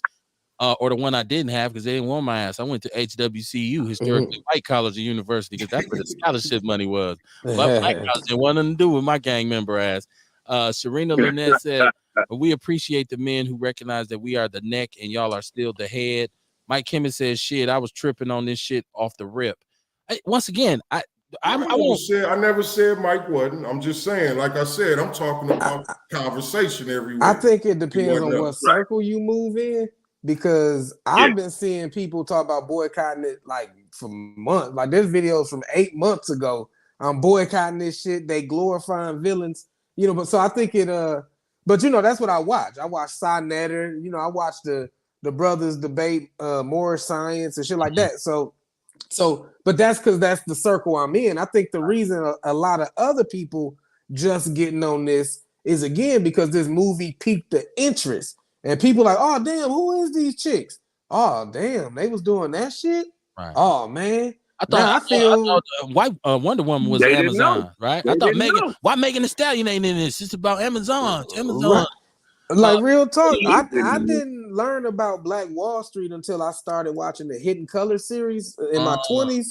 But like the first shit I heard about was Rosewood watching the movie of white folks fuck up that town. So I learned about Rosewood in a movie before I learned about the greatness of Black Wall Street, and then Rosewood too. Like I didn't even realize watching that movie that Rosewood was such a dope community of prosperous black folk. It was more than Rosewood. It was Wilmington. Right. It was Wilmington. It's another one out there. There's plenty of them. There's plenty of under lakes and shit now too. Man, we didn't. This is early 1900 million. But see, this is what I'm saying. This is why I'm sensitive to it. Now, it's like I told my man, I love the movie. The storyline was great, but when you start mixing actual real people and real tribes with a fictional situation, that's where it started. That's an agenda. That's an agenda. And so I look at it like this: if we come up with some shit that they don't like, they ain't gonna let it come out. What was old boy? Remember Nate Parker? What's his name? Nate Parker that came out with Nat Turner. Yeah. You see how they did him, right? Right. He was in trouble with some other shit, though. It's shit like that. That I mean, like they stopped that man from making a ton of money. He paid for it with his own money. Right. He paid for it with his own money. So why should they get our shit for pushing a false narrative? Hey. You get what I'm saying? So that's what I'm looking at. Yeah, there's people that's about to go see this 3 and 4 times, making them white folk rich. You know what? Once again, I don't. It's a lot of shit that ain't gonna get my money. Theater wise, it's some shit that we just ain't gonna pay the $5 for. It's gonna have to come out on cable or something. Like I'm for real. Like there's some movies where my wife and I will say, well, you know what, we're gonna go see that in the movie, right? I guess it would be like a date movie for our old asses, but it's some shit where we already know we won't be seeing that in the movie. Why would we pay? Because that'll be on, like I said, we got HBO, we got it'll be on Hulu pretty soon. It'll right. So. Now, here's the twist, and just to close this out, shout out to everybody because this has been an absolute joy, right? Like this show, didn't even think it was gonna pop like this, but it's been great. I knew it was. That's why I made sure I tuned in today. Well, I didn't. I looked at this thing, and it's been some conversations in the People's News Network about the movie and stuff like that. So I knew that people were talking about it, but I didn't. It's just kind of exploded in a good way. I admit. Now, here's the thing with movies. I was fighting it, but I gave in. I finally watched Elvis on HBO. People say, Kev, why would you watch Elvis? Well, because I am the hip hop snob, and hip hop is the soundtrack to my life. And I've often talked about the comparison of Eminem to Elvis and the controversy with. I've even gotten on here, and people have kind of gotten upset with me because I would say shit like, "There's no female rappers in my top 30, or my top 40." There's no white rappers in my top 30. And people say, well, what about Eminem, man? Eminem. And so I watched this Elvis thing. And if you watch this Elvis movie, it goes against what we have been told about Elvis. I don't know if any of it's true, because this movie stresses the fact that Elvis pretty much copied his style from black musicians and black men. Billy Preston. Well, B.B. King was the one in this movie who was they were supposedly, they had this relationship and they would talk. He would go on Beale Street and his dress. Now we knew it from looking at it, but they never told a story in that regard. They never told the actual truth about it. So I was watching this movie, and he was even saying, like throughout the movie, the white people in the movie were mad at him, like, you doing nigger music. You dressing like a nigger, you're dancing like a nigger, you're doing nigger music, but they couldn't get enough of it. He became the biggest celebrity of all times. And ultimately, when he got older, he was totally lost and confused. And it shows his addiction. It shows him kind of coming apart. It shows how Colonel Parker basically fucked him over and manipulated him. And he got gamed. Half the money he made, which could now be in the billions, was lost to dude. Right. And after he died, his wife had to go back and get his money. So I'm saying the influence of black people, foundational black Americans on this country, is now and always will be great. Right. But the way they've gotten us confused and cornered into thinking that we are, and us having these inferiority complexes, and even Kamar said we don't know who we are, because when they retell the story, they take us out of it, or they lie, or they manipulate the facts, or they twist the truth. And so a lot of us not being blessed enough to know, to be in the know is a blessing. Let's not like to be in the know is a given. Because I can take 20 motherfuckers and put them in the room, And I can tell you, probably about 17 of them won't know sheep shit from wild honey. They won't know they asshole from their elbow. Right? They'll know only what they can see on Facebook or Snapchat or whatever. They're not really thinkers. They're not in-depth critical thinkers. That is a blessing to be able to do that. First of all, to have the time to say, let me go. Right, it is. It can be, but either way it go, it's not a given, because a curse ain't given either. A curse is something that's put on you. It ain't automatic because everybody ain't cursed. So I'm saying there are people there, and what is the phrase? What is the duty of the civilized man is to teach the uncivilized. So that lets you know that there's always been teachers and students. That's why we have pedagogy. That's why we talk about the art of teaching, right? Epistemology, etymology, the study of words, where they come from, where the knowledge came from, right? There's millions of theories on knowledge. So we can't say you motherfucker should have knew, or yo ass, it's your fault you dumb. Why the fuck you ain't know that with your dumb ass? That we shouldn't say that, right? We should just say this knowledge has been here for a very long time. Maybe you should have accessed it earlier, my brother. You don't know. You don't know how they said the same shit. You just wording it different. Right. Right. Excuse me, my brother. You happen to be misinformed. Let me guide you down a different path. I mean, don't that sound better than shut your dumb ass up? See, we got to learn how to talk to each other, right? We don't know how to talk to each other. Honestly, man. I think we figuring out this shit is all tactical at this point. I mean, even so, everything. Like you gotta think of how they would attack. I mean, I think kind of like an attorney because that I've been to court so goddamn much. You know? So I'm you know, I ain't gonna say so they call me a little bit of a what you call it? Not a when you always thinking negative. A habitual criminal. Pessimist. No, man. Oh, my bad. Defender, right? But, I mean, at the same time, bro. At the same time, information is information. Dave, I mean, warfare is warfare. Media is a big part of warfare, man, that they use right now. It's misinformation. No doubt. Right now, we so fucking confused to the point. I'm like, man, because I was like that, man. Oh, this shit. And then you find out some shit that you thought was right, really fucked up. Oh shit, let me go back. Damn, I look like a dumbass. You know what I'm saying? And so now that's what made me start to learn how to go ahead and research some shit before I even make a comment on something like that. Right. You know what I mean? Because I got to see it for myself. Shout out to Sharina. She said, I haven't seen it yet, but as a movie, isn't it just for entertainment? Someone's own creative thoughts, everything we can't take it to heart. History is a big entertainment. That's why I call it his story. Right. I think she, we addressed it from that perspective. Look, it's 10 o'clock, man. I know people got to go to work in the morning because I got to still grind for this white man. I ain't totally free yet. Not yet, but I'm working on it. Right. I'm working. I was trying to get my girl said the city has a dark cloud over our heads on a sunny day.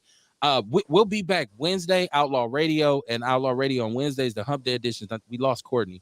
The Hump Day edition is usually very topical, and I'll just make sure, we keep this open. Remember, we'll come back. We'll do, he tried it again and recognize we're the devil or whoever you might think him to be is trying to get you. It's good to let that go. It's good to let that go in the beginning of the show. I enjoyed that segment.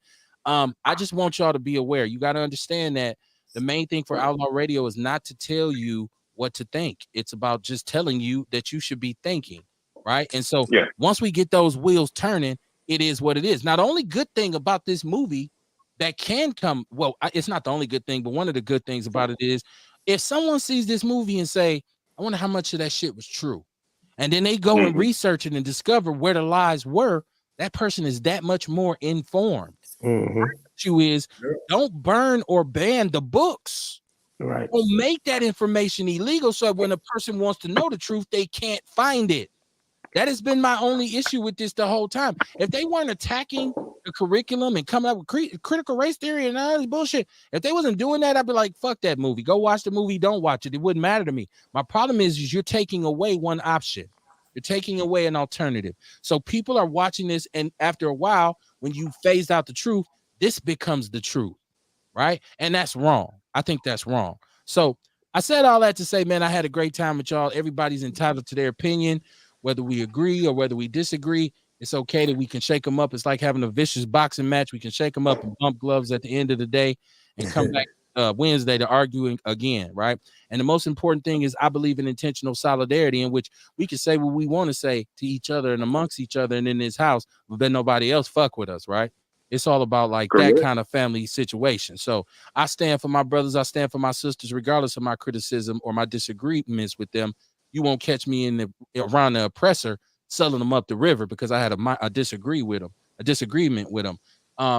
We all got different philosophies, but I think in the grand scheme of things, the big picture is what we all are focused on, right? And that is the empowerment and emancipation of foundational Black Americans, right? And if you don't identify with that, then you have to look at it like this. Maybe you're in a situation where your criticism of the community outweighs your contribution. If that's the situation that you're in, I want you to know tonight that you a coon. And